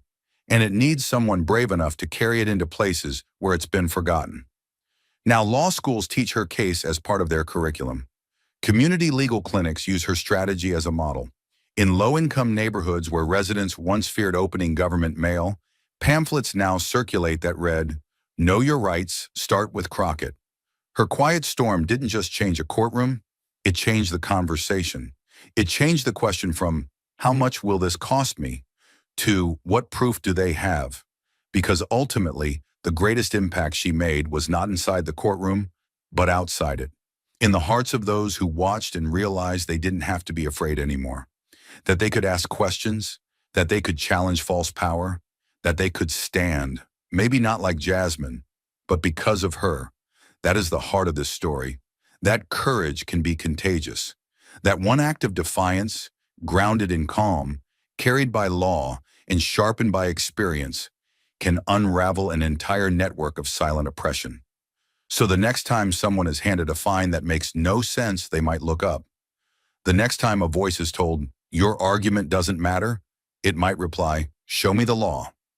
The next time someone walks into court alone, they might remember that Jasmine once did too, and that maybe they don't have to leave defeated because of her, because of what she proved, because of the lessons she left behind.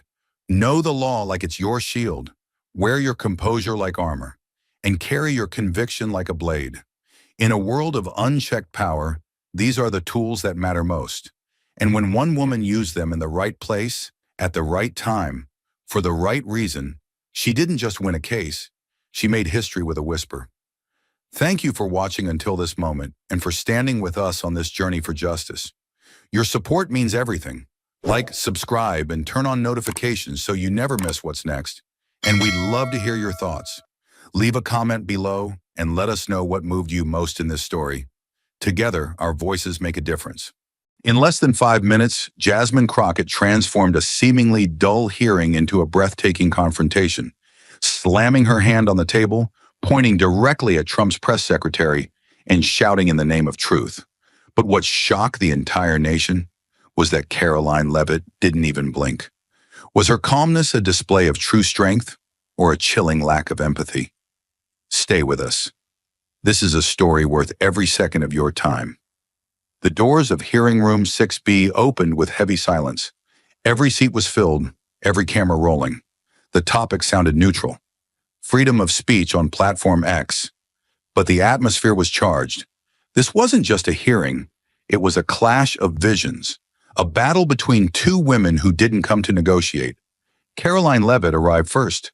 No team, no emotion, just a black folder and calm eyes. She moved like a surgeon, precise, cold, in control. She didn't speak to anyone. She didn't need to. Her presence did the talking. She sat quietly at the witness table, hands folded, face unreadable. The press called her composed. Critics called her calculated. Both were right. Then came Jasmine Crockett. The room shifted. She didn't enter. She stormed in. Red blouse, sharp stride, eyes blazing. She looked like she'd been waiting years for this moment. A former lawyer turned congresswoman, she carried battle scars from fighting lies in courtrooms and communities. She didn't care about optics. She cared about truth. The contrast was electric. Caroline, the calm defender of speech, even when it spread chaos. Jasmine, the furious fighter for accountability, because she had seen what unchecked lies could destroy. One stared like a statue, the other burned like wildfire, and the entire nation was watching. The chairman gave a single nod. Caroline Leavitt didn't move right away. She waited just long enough for the silence to stretch. Then, calm and precise, she leaned forward and pulled the microphone closer. She didn't smile. She didn't clear her throat. When she spoke, her voice was clear, even, and cold. "Thank you, Mr. Chairman. I'll keep this simple." No greetings, no introductions. She dove straight in. "The administration I represent believes one thing very clearly. The American people have the right to speak freely. Whether you like what they say or not, they still have that right." Her tone was steady, sharp, almost robotic. She wasn't here to please. She was here to prove a point, and she made it with the calmness of someone who never doubts herself. "We don't control what's said on Platform X. We don't filter opinions. We don't decide what is true or false for the public. That's not our job, and it never should be." Her words came fast, clean, with no room for argument. "Some call it chaos. We call it freedom. Real freedom is messy, but it's still freedom."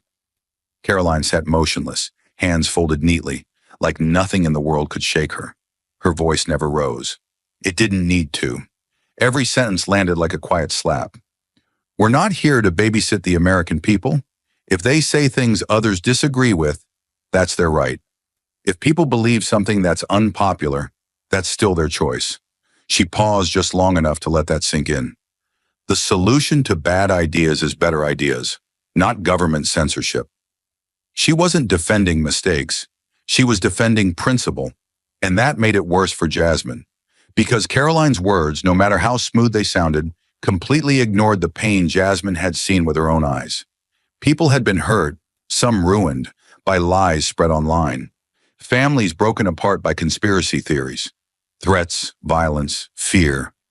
Jasmine had stood beside those victims in courtrooms. She'd listened to their stories. Buried in Caroline's calm speech was a brutal truth. Their suffering didn't matter. It wasn't even mentioned. Then came the final blow. Caroline's closing line. Quiet, steady, lethal. "I will not apologize for defending free speech. Not today, not ever." She pushed the microphone slightly away, signaling she was done. Her expression didn't change. No emotion, no regret, just silence. Jasmine sat across from her, fists clenched, heart pounding. She could barely stay in her seat. Caroline had just reduced years of real pain into 5 minutes of cold policy, as if lives lost to misinformation were just a small price to pay, as if truth and lies were equal, just two sides of the same free speech coin. And that was the moment Jasmine Crockett stopped waiting to be polite. There was a brief pause, just long enough for the room to take a breath, before Jasmine Crockett stood up like a flame leaping from dry wood. The microphone barely caught her first words, sharp and slicing through the still air. "Oh, I would love to respond, Mr. Chairman." Her voice cracked slightly, not from weakness, but from pressure, like steam behind a valve. She didn't look at the committee. She looked straight at Caroline Levitt, who sat there stone-faced, untouched. "That was a lovely speech, Miss Levitt. Cold, clean, convenient. But I came here for truth, not excuses wrapped in legal polish." Her voice grew louder, word by word. "You say the government shouldn't filter speech. But let me ask you this. What happens when lies aren't just words? When they spark real violence? When they divide neighbors? When they push a man to show up at a polling place with a gun because he believes the election was stolen?" The room tensed. Caroline didn't blink. But Jasmine wasn't finished. "Don't talk to me about messy freedom. I've met mothers whose sons died believing the garbage spread on X. I've seen communities split apart over conspiracies. You don't get to sit there and call that democracy." She slapped her hand down on the table so hard that the microphones trembled. Gasps rippled across the chamber. Reporters scribbled faster. "You want to stand for freedom? Fine. But own the cost of your so-called freedom. Own the funerals, the fear, the lives shattered." Her hand now pointed directly at Caroline, fingers shaking from the weight of her fury. "You are not a neutral voice. You're a mouthpiece, a shield for the chaos your administration unleashes. You're not defending the people. You're defending the system that manipulates them." Caroline's face remained unreadable, but Jasmine's passion cracked through every inch of the room. "You sit there talking about the First Amendment like it's untouchable. But let me ask you something, Miss Levitt. Do you even see the damage done by the words you protect?" Her voice was no longer a speech. It was an accusation, a cry for justice, a courtroom verdict. "You let lies grow like wildfire, then walk away when everything burns." The chairman tried to tap his gavel, but his voice was buried beneath the storm. Jasmine stepped forward slightly, her presence swallowing the space between them. "You know what I think? I think you're not just defending Trump's policies, you're reciting them, word for word, like a script, like a puppet." She let the word hang in the air like a dagger. "That's what you are, Caroline, a puppet for Trump, a well-dressed, ice-cold puppet hiding behind the flag while the country bleeds." Caroline Levitt sat perfectly still, as though the fury erupting just a few feet away from her was nothing more than a distant rumble of thunder, predictable and harmless. She calmly adjusted her microphone, the gesture itself controlled, deliberate, almost mechanical. Her eyes locked onto Jasmine Crockett, steady and unblinking, absorbing the emotional storm without reaction. "Congresswoman Crockett," she began, her voice slicing through the tense air like a surgeon's scalpel, clean and precise. "If you truly believe the American people aren't smart enough to discern truth from lies, then the real problem lies with you, not us." Her statement landed softly, yet the impact was immediate and jarring. The room momentarily fell silent, absorbing the cold logic beneath her calm demeanor. Caroline's expression never wavered. No anger, no disdain, just an unsettling neutrality, as if she were simply stating an obvious fact. Jasmine's eyes widened in disbelief before narrowing sharply, rage igniting again behind them. She leaned forward, gripping the edge of the desk so tightly that her knuckles turned pale. "Don't you dare twist this!" she shouted back, her voice rising to a near scream, her passion burning through the room like wildfire. "We're not talking about intelligence. We're talking about manipulation. The American people are being brainwashed, bombarded daily with lies that tear apart communities, destroy families, and drive neighbors into acts of violence." She raised her hand, stabbing a finger toward Caroline, trembling slightly with the intensity of her anger. "That's not freedom you're promoting. That's chaos." her voice cracked with raw emotion, the echo of it reverberating in every corner of the chamber. Caroline didn't flinch. She simply tilted her head slightly, a gesture subtle enough to be easily overlooked, but powerful enough to communicate quiet disbelief. It was as if she were silently challenging Jasmine to go further, to lose more control, and Jasmine, pushed to the brink by injustice and fury, willingly took the bait. Chaos is what happens when powerful people like you, Jasmine continued, her voice strained with frustration, decide that responsibility doesn't matter, that the truth doesn't matter. You stand there behind that cold facade, pretending that you're protecting freedom, when in reality you're protecting division and hate. Jasmine slammed her hand down again, the sharp sound echoing through the microphones, startling even the seasoned reporters. Her breathing became labored, her eyes glistening with unshed tears of frustration. Around the room, observers watched silently, uncertain whether they were witnessing courage or the tragic unraveling of someone pushed past their breaking point. Caroline, however, appeared entirely unaffected. Her poise remained as unbreakable as a steel cable. The silence she allowed to hang in the air was deliberate, almost strategic, letting Jasmine's emotional outburst fill the space entirely before responding. Caroline's voice emerged again, softly cutting through the tension. Congresswoman Crockett, freedom has never meant freedom from discomfort or freedom from challenging ideas. It means freedom for the people to speak, to choose, and yes, even to believe things we personally find troubling. Jasmine shook her head violently, the injustice stinging deeper with each word Caroline spoke. Believing lies isn't freedom, it's captivity, she shot back bitterly. Her voice softened just enough to reveal the profound pain fueling her anger. And you're holding the keys to that prison, Caroline, locking people inside their fears, their prejudices, and their hatred. And you call it freedom?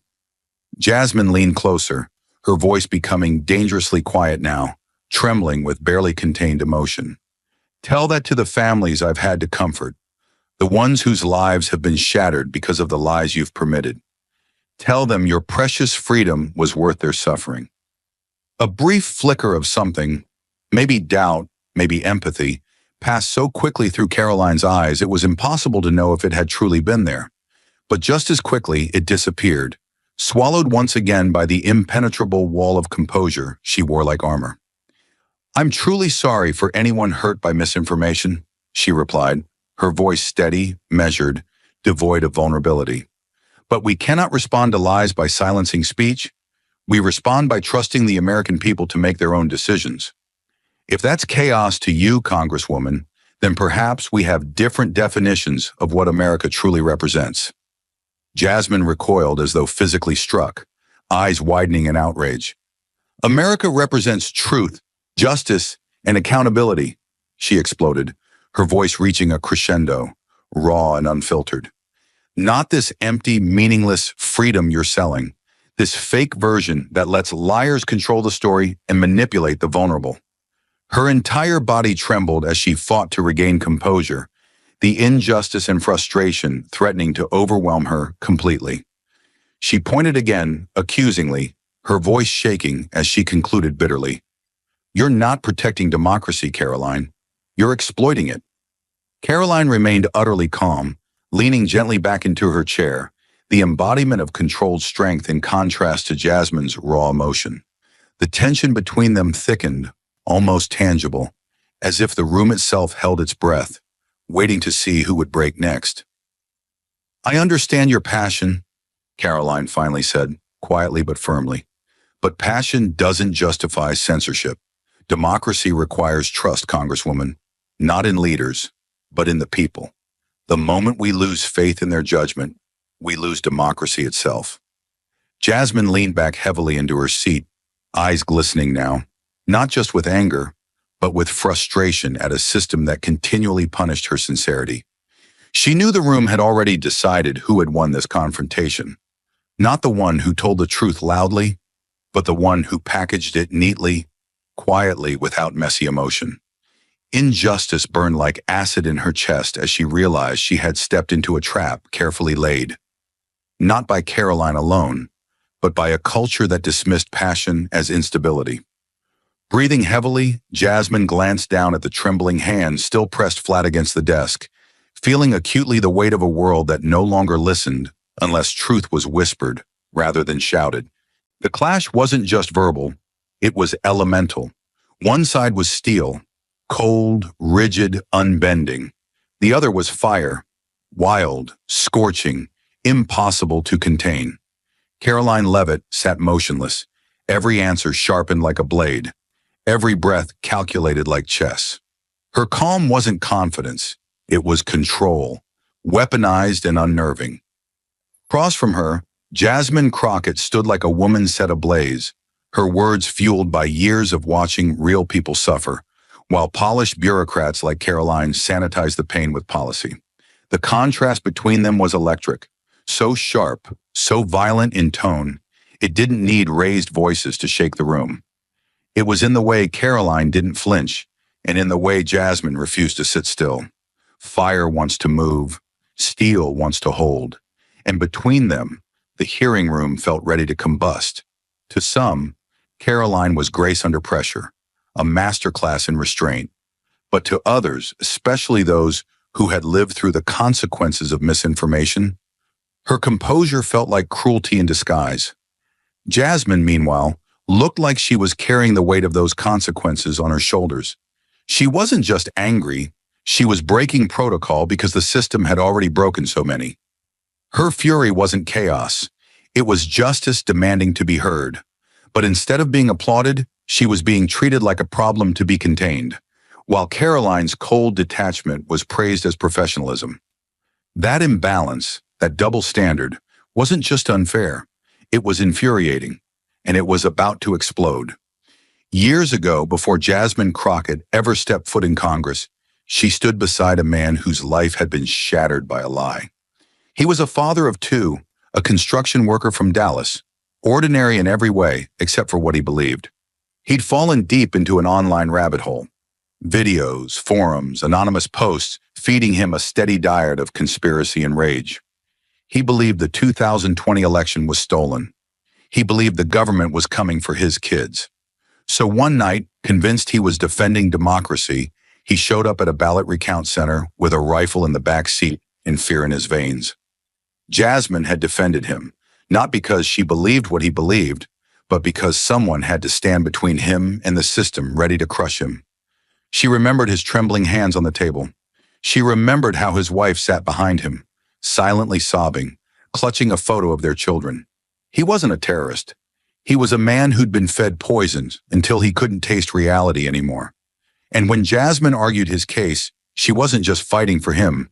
She was screaming into a broken machine that let lies fester until people bled. The court didn't listen. The judge labeled him a threat. The man went to prison. 2 months later, he died by suicide in his cell. Jasmine never forgot his name, or his daughter's face at the funeral. She had carried that man's death with her like a scar etched into bone. One no courtroom ruling could erase. But she hadn't buried it. She'd weaponized it, turned it into purpose, into fire, into an oath. She hadn't come to Capitol Hill to pose for cameras or broker deals over dinners. She came to drag truth into the halls where it was most often avoided, softened, spun into sound bites. She came to speak for the voices silenced not by law, but by the lies people like Caroline let spread unchecked. Jasmine didn't call it politics. She called it war, a war against what she named the silent killers, the rumors, the conspiracy threads, the hashtags disguised as facts, all allowed to grow like tumors in the name of free speech. And now here she was, years later, sitting in a hearing room filled with suits and smugness, listening to Caroline Levitt, who spoke as if she'd never seen a lie ruin a life. Caroline's voice was ice, smooth, composed, eerily void of weight. And that was the insult. That was the cruelty. Because every word she uttered with such precision struck Jasmine like a blow to the chest. Caroline spoke of messy freedom, and Jasmine saw the mother who had to explain to her children why their father wasn't coming home. Caroline said, "We don't control the conversation." And Jasmine saw a courtroom where a man sat broken, whispering that he only wanted to protect democracy. Caroline said, "Let the people decide what's true." And Jasmine's stomach twisted because she had watched people die after deciding a lie was the truth. Caroline's tone was the sound of safety for people who'd never been touched by the consequences. It was the voice of someone who lived in policy, not pain. And that's what made Jasmine's blood boil, because here was a woman speaking with power, privilege, and polish about chaos as if it were just a theory, while Jasmine had buried people who lived and died by that very chaos. And no one in the room seemed to flinch. Not the chairman, not the reporters, not the Republicans nodding along like they hadn't read the headlines about bomb threats and armed mobs. It was Jasmine, alone, sitting in a sea of performance, her knuckles white under the table, trying to contain a fury that had been years in the making. She wasn't angry because Caroline disagreed. She was angry because Caroline disregarded. There's a difference. One demands debate, the other demands resistance. Jasmine could debate policy, but what Caroline offered wasn't debate. It was denial wrapped in decorum. It was erasure delivered with a smile. And Jasmine knew the cost of that kind of silence. She knew it like a second language. It had names. It had funerals. It had faces that would never grow old. And now that silence had a voice, and that voice was Caroline's. Every sentence Caroline delivered from that polished mouth was a match tossed on dry brush. Jasmine felt herself shaking, not out of weakness, but out of restraint, because she could already hear how they'd spin this. Look how calm Caroline was. Look how emotional Jasmine got. They always said that, as if rage invalidated truth, as if grief was unprofessional. But she hadn't come here to win style points. She came here because too many people were already gone, and she could not let Caroline sit there, elegant and empty, pretending that freedom had no cost. So she gritted her teeth, every breath a choice, every second a battle. Because when Caroline finished speaking, Jasmine would rise, not to respond, but to defend the dead. And for once, the room would feel what she felt. Not politics, not performance, but pain. Raw, real, righteous, and absolutely unstoppable. But as the painful memory still burned fresh in Jasmine's eyes, Caroline's voice cut sharply through the silence, cool, precise, and utterly merciless, pulling Jasmine back into the harsh glare of the present. She didn't need to stand. She didn't lean forward. She didn't even change her tone.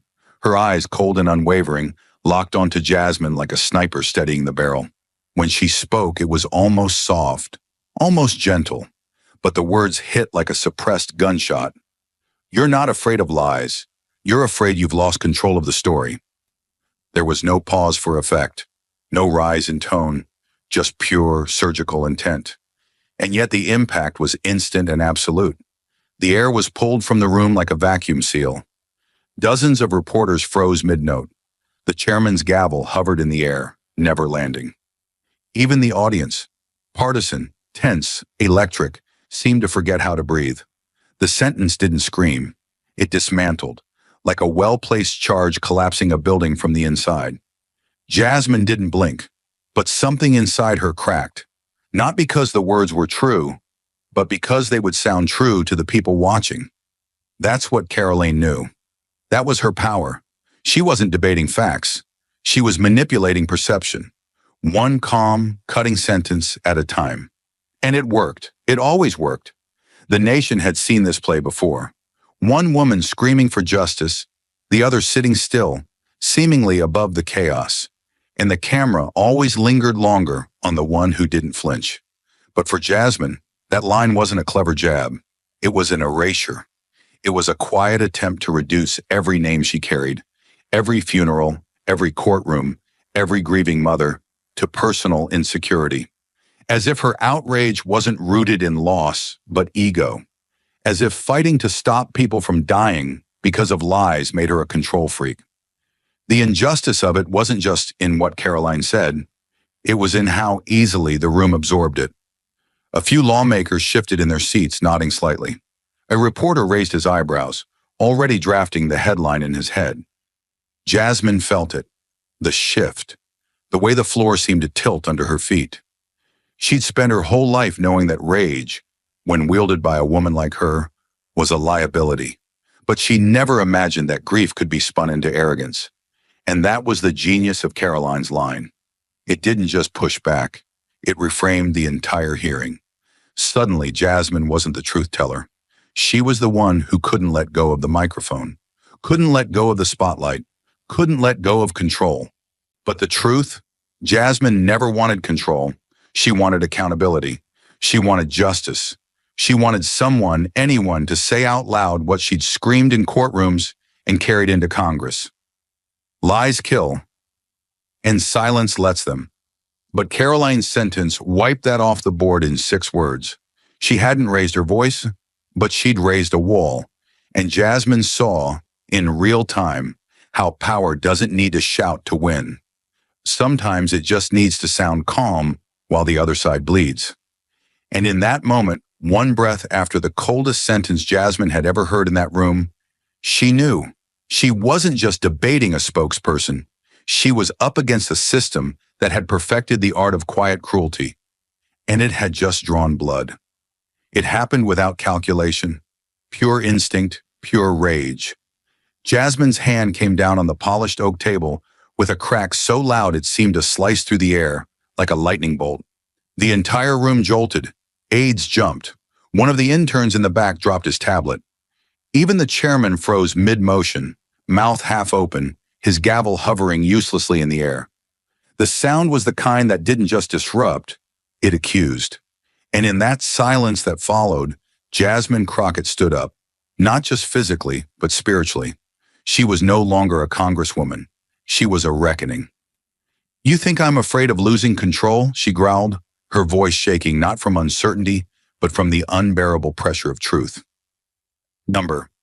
I'm afraid of people like you, people who sit behind microphones and let entire communities fall apart while you polish your sentences into safe, soundproof lies.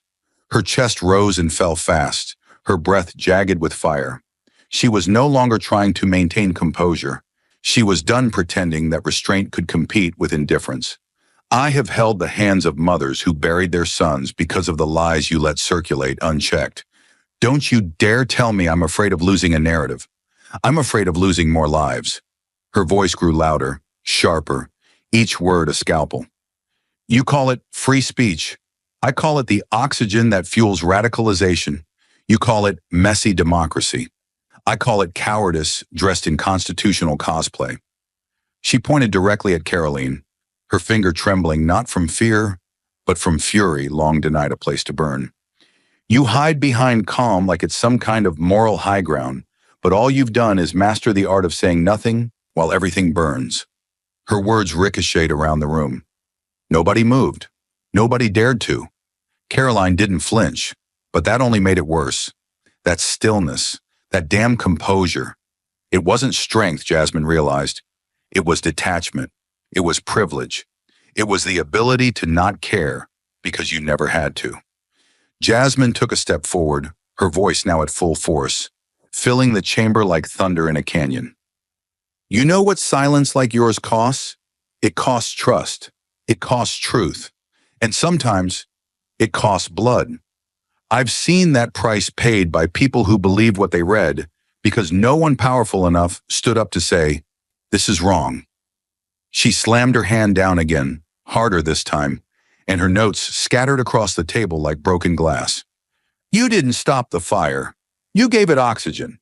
And now you sit there, smug and still, acting like I'm the one who's dangerous because I raised my voice." Her throat tightened. Her eyes welled, but she didn't blink. She owned that moment. "If emotion is all I have left to fight the lies that kill my people, then so be it, because at least I feel what this costs. At least I care." And for a single breathless instant, amid the stunned silence, the scribbling pens, the wide-eyed aides and frozen cameras, the fire beat the ice, and everyone in that room, even the ones who would later deny it, felt the heat. Outside the hearing room, the storm had already spilled into the streets. Crowds gathered beneath gray skies, holding hand-painted signs and phones raised high, streaming every second of Jasmine's eruption. And when her voice cracked through those speakers, when she screamed, when she slammed her hand down, when she pointed straight at indifference and called it by name, They didn't flinch. They cheered, they nodded, they cried. Because to them, it wasn't just a politician losing her temper. It was a woman finally saying what no one else had the courage to say. A woman who wasn't afraid to bleed publicly if it meant cutting through the noise. Someone in the crowd, a woman in her 60s, eyes sharp behind thick glasses, said it loud enough for every nearby camera to hear. She's angry because she cares. That sentence became a rallying cry, a tweet, a hashtag. It shot across X, TikTok, Instagram, racking up millions of shares. And with every repost, Jasmine's fire spread further. Not as chaos, but as clarity. Clips of her shouting were cut with footage of funerals, of protesters, of families torn by misinformation. Her voice became their voice. The one that didn't get invited to hearings, the one that didn't wear pearl earrings or speak in rehearsed sound bites. She didn't look composed. She looked real. And for once, realness wasn't a liability. It was revolution. Because those watching from home knew something the lawmakers inside pretended not to. When a woman like Jasmine breaks, it's not because she's weak. It's because she's been holding up the weight of a broken system alone for far too long. But while the streets roared for Jasmine's fire, behind closed doors and glowing screens, another kind of admiration was quietly building. For the woman who never raised her voice, never cracked, and never once lost her composure. Inside a conservative watch party in New Hampshire, a group of men in flannel shirts and folded arms stood huddled around a flat-screen TV as the final moments of the hearing played out. Jasmine's voice thundered through the speakers, wild and unfiltered, but their eyes weren't on her. They were locked on Caroline Leavitt, sitting still, unmoving, not blinking. One of them, an ex-military officer with steel gray hair and a face weathered by war, grunted and said what the others were thinking. Cold but right. She didn't flinch. It wasn't just admiration. It was respect. Because in their world, holding the line mattered more than raising your voice. And Caroline? She didn't just hold it, she owned it. No panic, no weakness, just poise under pressure while the room burned around her. To them, Caroline didn't look heartless. She looked prepared. While Jasmine pounded her fists, Caroline sharpened her words like surgical tools. Her silence wasn't indifference. It was strategy. Her calm wasn't emptiness. It was discipline. And in that stillness, they saw strength. Not because she had the best argument, but because she never let herself be rattled. That's what stuck with them. That's what spread online. Clips of Caroline sitting frozen while Jasmine erupted were posted with captions like, "Ice wins over fire." In MAGA forums, she was called a sniper in heels. In Facebook groups, they called her the last adult in the room. It didn't matter if they agreed with every word. What mattered was that she didn't break. And for many of them, that alone made her the winner. The door shut behind her with a soft but final click, sealing off the chaos she had just walked through. Inside the private office, the noise of the hearing vanished, replaced by the low hum of fluorescent lights and the ticking of an antique wall clock. Caroline Leavitt didn't speak. She didn't sit. She simply stood there for a moment, frozen, as if giving her body permission to feel the weight it had been trained to ignore. Then slowly, she unbuttoned her blazer, slipped it off her shoulders, and placed it neatly over the back of a leather chair. Her breath, held too long, escaped in a slow, measured exhale. Sharp at first, then soft, like the tension finally had somewhere to go. She wasn't shaking, but she was tired, not physically, existentially. The kind of exhaustion that comes from walking into fire and pretending it's room temperature. A voice broke the quiet. Elise Stefanik, standing near the window with 2 coffees and a knowing smile. "You didn't blink," she said. "Trump's going to love that." Caroline didn't respond right away. She walked over to the far corner of the room, leaned against the desk, and looked out the window. Down at the marble steps she had just climbed, the crowd she had just left behind. When she finally spoke, her voice was low, steady, and stripped of performance. "I didn't do it for Trump," she said. "I did it for principle." Elise raised an eyebrow, intrigued but silent.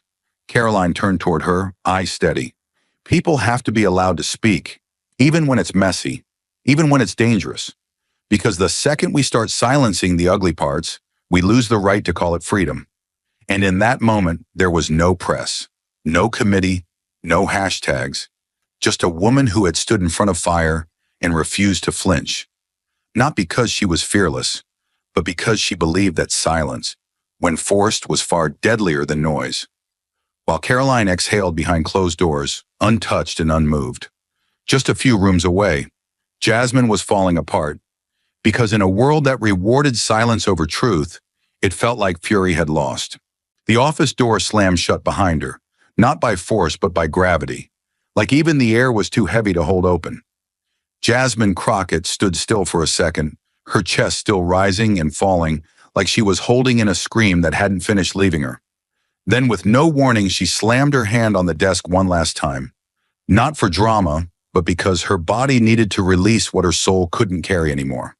The sound cracked through the room, and then she collapsed into her chair like her bones had lost their will to stand.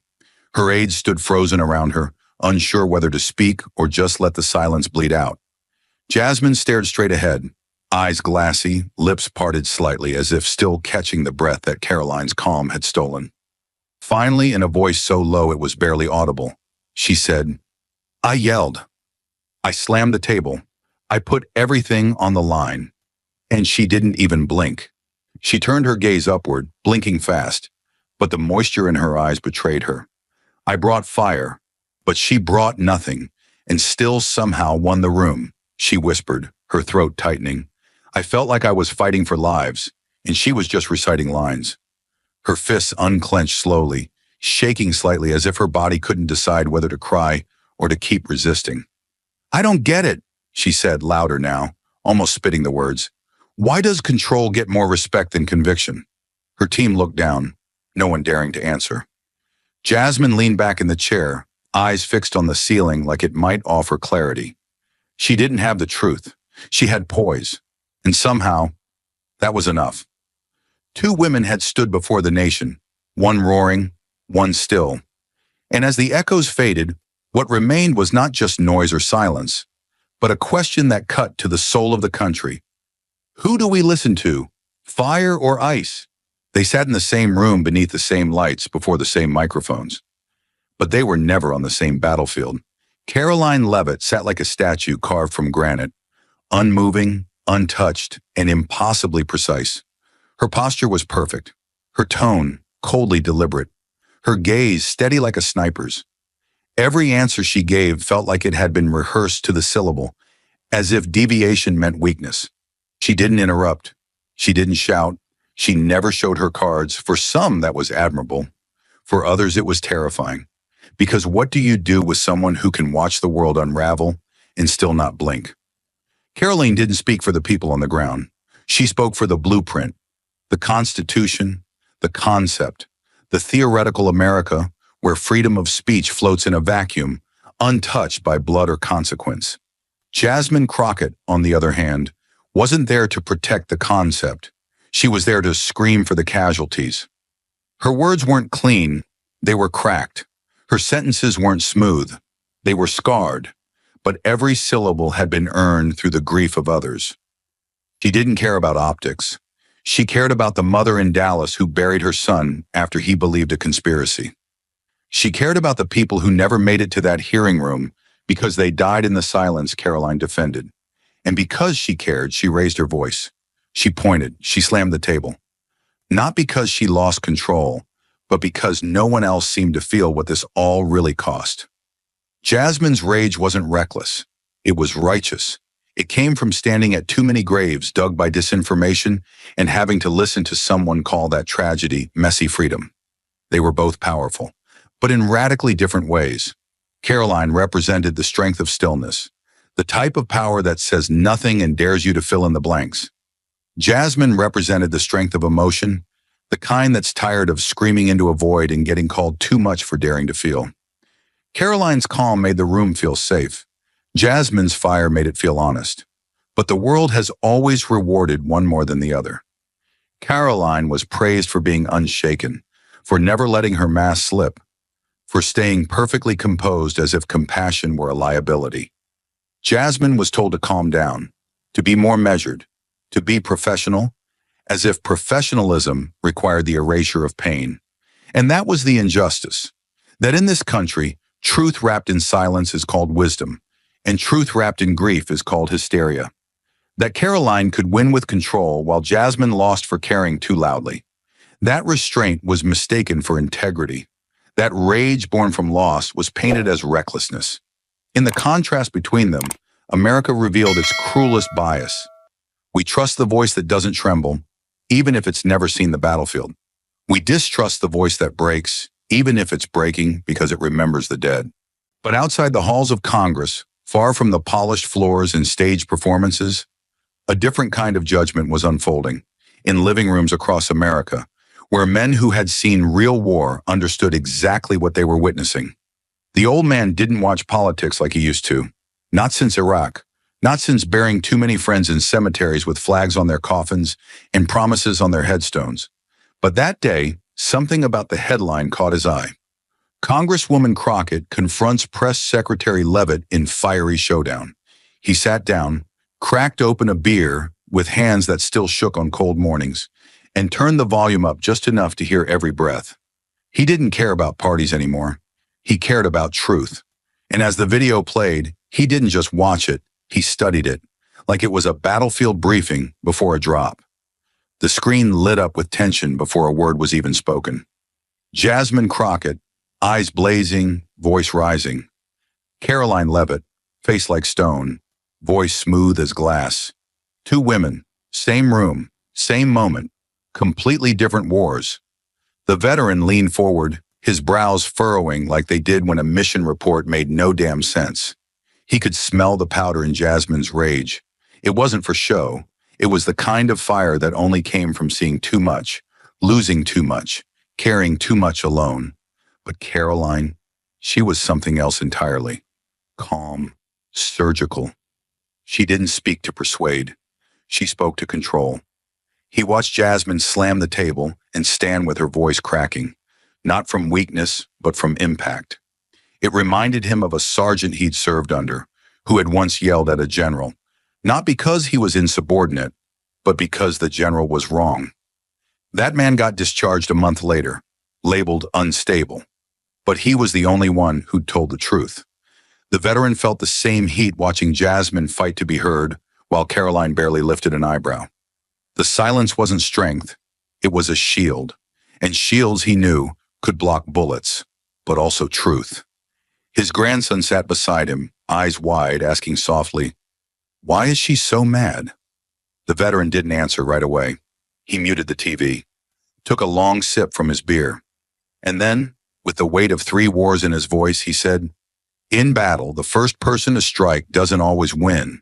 It's the one who makes the other swing too early, too hard, and miss." The boy nodded, not fully understanding, but the man didn't expect him to. Not yet. He needed to tell him the why behind the fire. People like Jasmine, he continued, don't yell because they're unhinged. They yell because no one listens when they whisper. He pointed at the screen, now frozen on Jasmine's tear-rimmed stare. She's been fighting a war most of those politicians never even knew existed. Not with guns, but with grief. Every time a lie turns into violence, every time silence lets poison spread, she picks up another burden. He paused. And Caroline? She's the sniper who never fires a shot, just lines up her targets and lets the silence do the killing.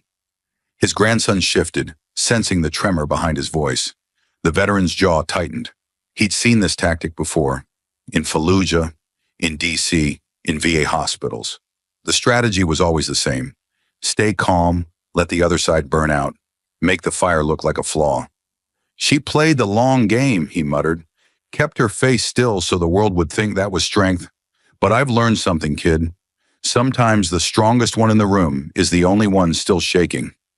He let the silence stretch, his fingers tapping against the armrest like they had on steel triggers long ago. The hearing had ended, but it hadn't left him. It clung to his ribs like ash. He thought of the soldier who'd taken his own life after falling into a spiral of online lies. Thought of the mother who'd sent letters to the base asking why no one stopped it. Thought of the headlines that followed. Free speech or national threat. He'd read them all, and none of them captured the truth he saw in Jasmine's breakdown. She didn't lose, he finally said.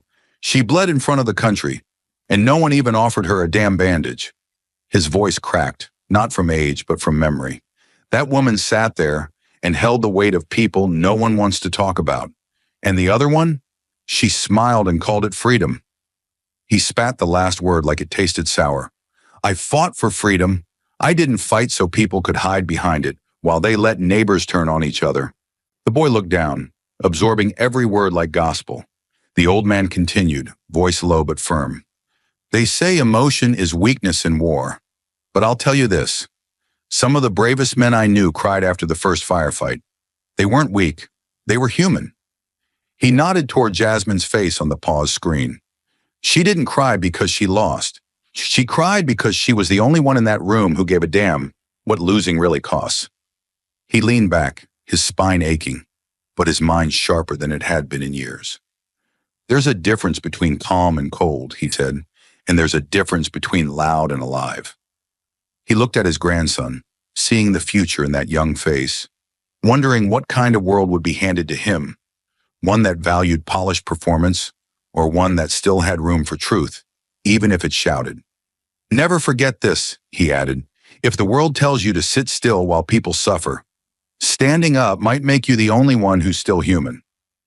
Outside, a storm rolled in. Thunder cracked like distant artillery. The veteran didn't flinch. He'd heard worse. He grabbed the remote and hit replay, not because he enjoyed watching the pain, but because he wanted to remember it. He wanted his grandson to see the exact second Jasmine broke, not from failure, but from carrying too much alone. And then he pointed again, just as Caroline leaned into the mic with that smooth, cutting voice. You're not afraid of lies. You're afraid you've lost control of the story. He didn't speak for a long time after that, but eventually, with a voice rough as gravel, he said, That line? That's how you win a war in D.C. Not with bullets, but by making your enemies swing too hard, too fast. He sighed. But that's also how you make a martyr. And Jasmine? She just became one. The grandson looked at him, eyes wide. What's a martyr? The veteran stared ahead, his jaw clenched. Someone who tells the truth so loud, it breaks her before it saves anyone else. He paused the video again. On Jasmine's face, her eyes red, her body leaning forward like a soldier who just used the last of her strength. You know the cruelest part, he said, that some people are going to watch this and say she lost, just because she raised her voice. He shook his head slowly. That's how this country works sometimes. It punishes pain and rewards polish. The boy stayed quiet, and the veteran placed a hand on his shoulder. Don't ever confuse silence with strength, he said. Sometimes the quietest people are the most dangerous, but sometimes the loudest are the most real. And as the video played once more, fire meeting ice, truth colliding with poise, he knew exactly what kind of man he wanted his grandson to grow up to be. Not the one who sat still and won the room, but the one who stood up, even when it cost him everything, because silence had already cost too much. She didn't walk into that chamber to win applause. Jasmine Crockett entered like a woman stepping into a courtroom where the verdict had already been written. In silence, in indifference, in the frozen faces of those who never paid the cost of inaction. She came carrying names. She came carrying funerals, folded flags, and unsent apologies. Every word in her folder wasn't ink. It was blood. She didn't rehearse lines for the cameras. She didn't need to. Her cause was older than politics and heavier than any poll number. She was the conscience of the hearing, but the room wasn't built to hold conscience. It was built to showcase restraint. Jasmine stood for truth, not the polished, palatable kind, but the kind that makes people uncomfortable, that disrupts rooms and rattles protocols. And truth like that rarely comes soft. Hers came fiery. Her voice rose not for theatrics, but because she had begged, whispered, reasoned, and still no one listened. So yes, she yelled. She slammed the table. She stared down coldness with eyes full of heat and history. And for a fleeting moment, she was not just a congresswoman. She was every voice drowned out by media spin, every victim erased by political convenience. But in the very moment her truth reached its loudest volume, the judgment began, not of her words, but of her tone. Because that's how the system survives, by teaching people to fear the fire more than the silence. Caroline Leavitt sat there still as a statue, her calmness mistaken for strength, her silence worshipped like discipline. She didn't raise her voice because she didn't have to. The room was built to favor her kind of fight, the quiet one, the unflinching one, the one that wounds without looking angry. Jasmine's passion, however raw and justified, was suddenly branded too much. She didn't lose the argument. She lost the optics. And in politics, that's all it takes for truth to be discarded. Viewers at home didn't see the weight behind Jasmine's hands. They saw the slam. They didn't hear the grief cracking in her voice. They heard instability. They didn't see a woman begging a system to stop protecting disinformation. They saw a woman losing control. And just like that, the headlines wrote themselves. Crockett erupts. Crockett lashes out. Not Crockett defends the victims of misinformation. Not Crockett demands accountability for silence that kills. Because truth delivered in fury is always harder to swallow than a lie delivered in calm. And Jasmine knew it. The moment her hand hit the table, she felt it, like stepping on a tripwire she'd forgotten was there. But it was too late. Cameras caught her heat, not her history. The microphones picked up her rage, not the reasons behind it. She saw it in the faces across the room, in the way their pens paused, in the way Caroline tilted her head just slightly, as if she'd won something without ever needing to fight. That was the cruelty of it. Caroline didn't have to be right. She only had to look unshaken.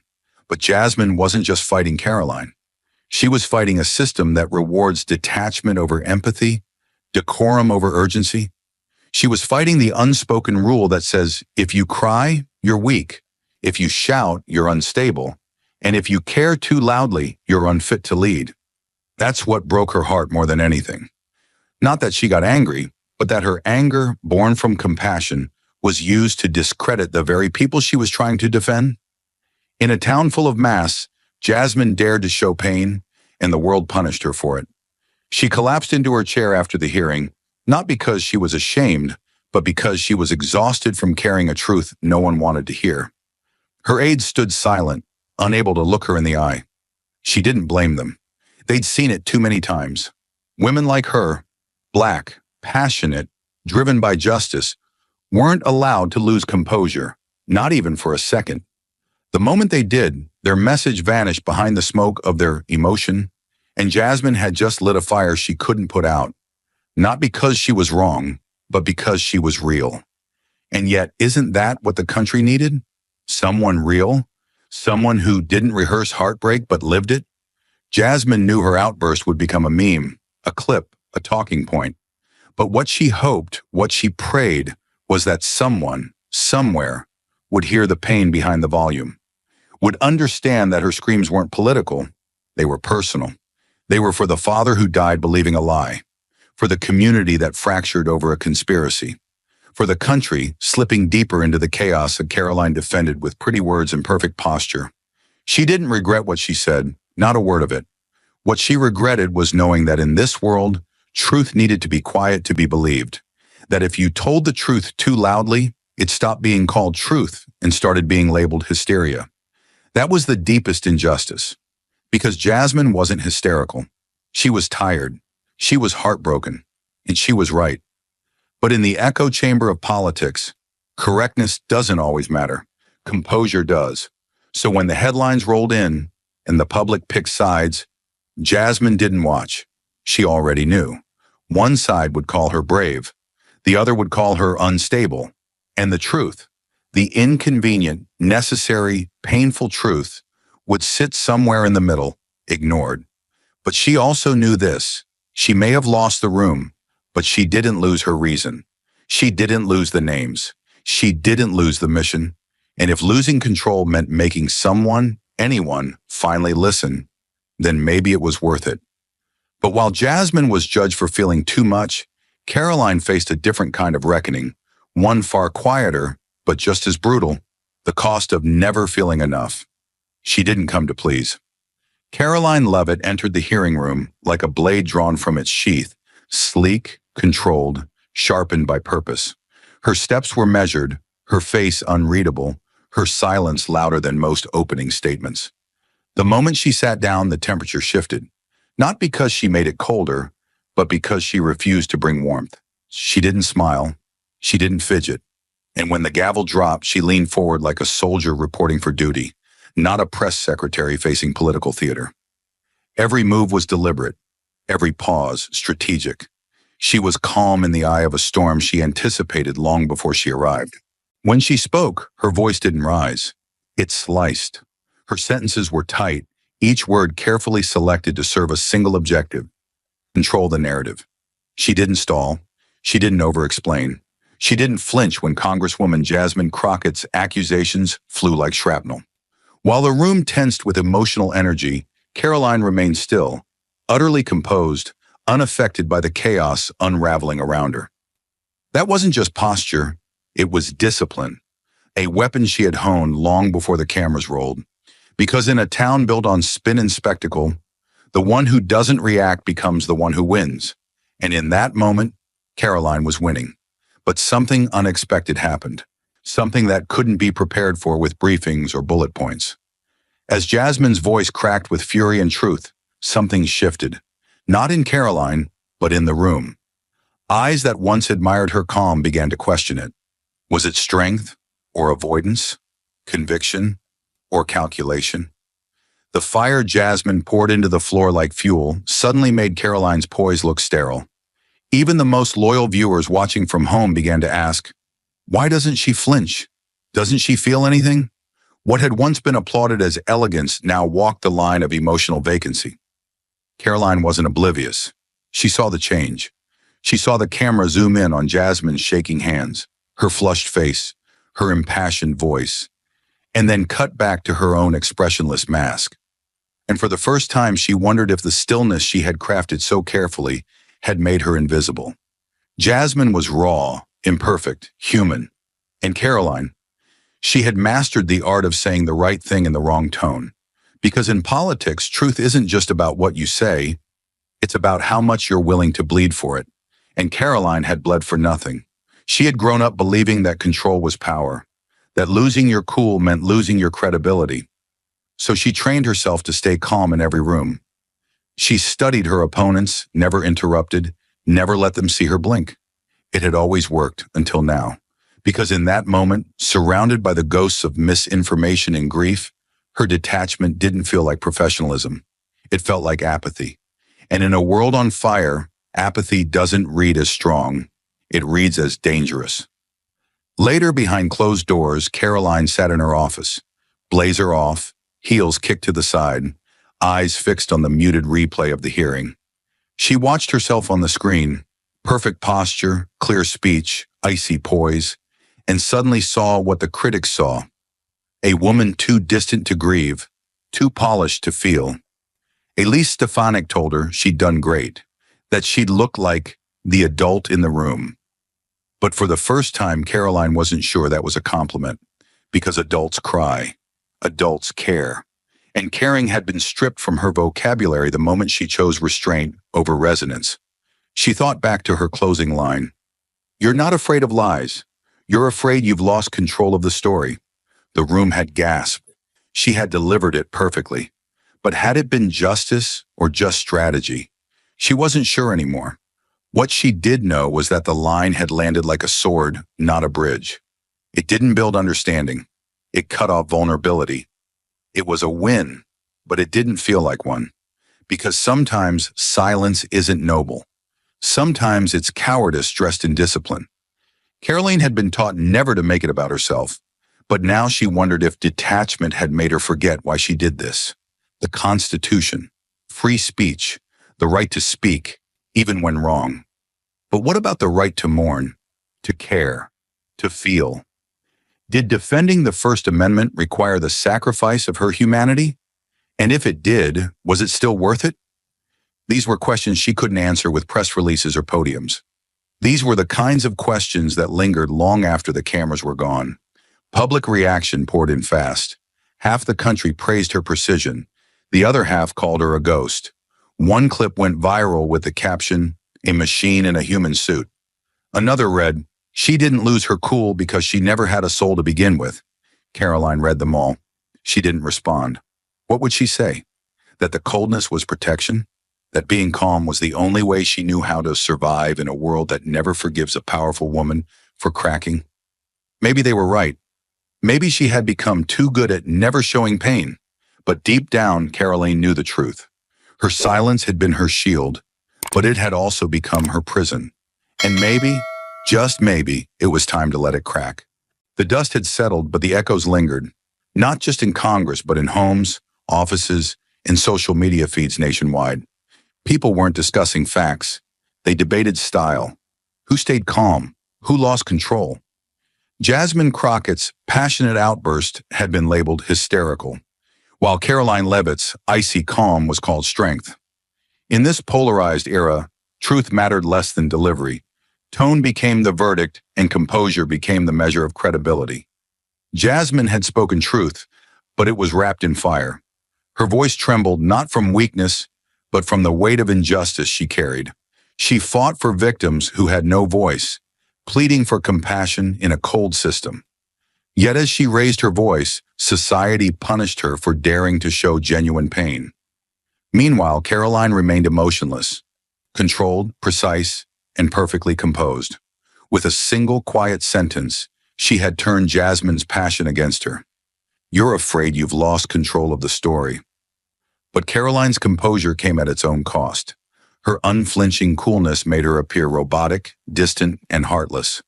By showing no emotion, she risked losing connection to the very people she aimed to convince. Both women became victims of the same trap. Jasmine punished for caring too openly. Caroline judged for caring too little. This wasn't just a clash between two politicians. It reflected a deeper, more dangerous truth about society. We've created a world where emotion is seen as weakness and calm detachment as strength. In this reality, presentation eclipses substance, and empathy is devalued. If passion is labeled instability and control is mistaken for morality, democracy itself weakens. Jasmine was right to feel angry. Caroline was right to remain disciplined. Yet both approaches alone were incomplete. Passion without control can destroy. Calm without compassion can alienate. To truly influence change, we must balance conviction with composure, intensity with clarity. The loudest voice isn't always correct, nor is the quietest voice always wise. Ultimately, this story isn't about Jasmine or Caroline. It's about us. It's about how we judge others, how we listen, and what values we reward. Democracy isn't preserved by shouting louder or standing colder, but by understanding deeper. Passion must be our guide, not our downfall. Because the legacy of a true fighter isn't how fiercely they argued. It's the lasting change their fight created. Thank you for watching until this moment and for standing with us on this journey for justice. Your support means everything. Like, subscribe, and turn on notifications so you never miss what's next. And we'd love to hear your thoughts. Leave a comment below and let us know what moved you most in this story.